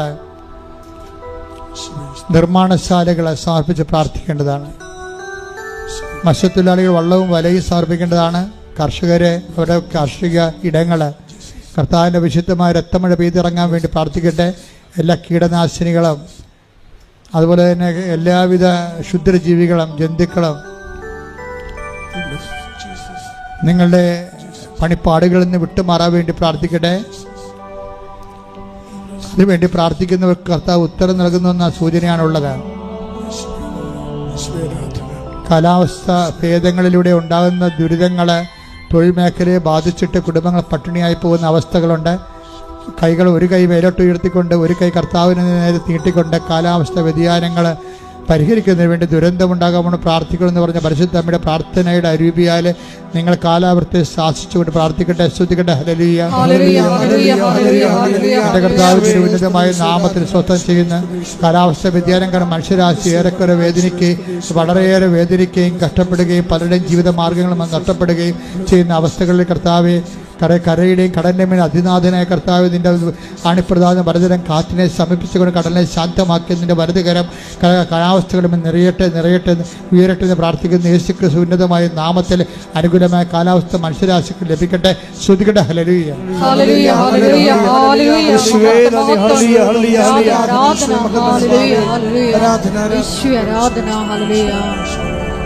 എല്ലാവരും മൗനമായി മുട്ട നിന്ന് പ്രാർത്ഥിക്കുക.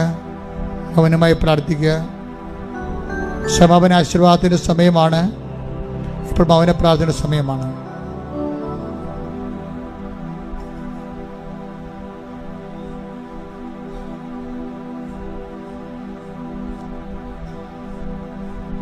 പരിശുദ്ധാത്മാവിന് വേണ്ടിയാണ് പ്രാർത്ഥിക്കേണ്ടത്. ഞാൻ കർത്താവിനെ തൊട്ടപ്പോൾ ചിറകുള്ള ഒരു ദൈവിക രൂപമാണ് കണ്ടത്. ഇപ്പോൾ നിങ്ങൾ വേറെ ഒന്നും പ്രാർത്ഥിക്കരുത്. പരിശുദ്ധാത്മ നിറയാൻ വേണ്ടി പ്രാർത്ഥിക്കുക. അഭിഷേകത്തിനായി പ്രാർത്ഥിക്കുക. മൗനമായി പ്രാർത്ഥിക്കുക.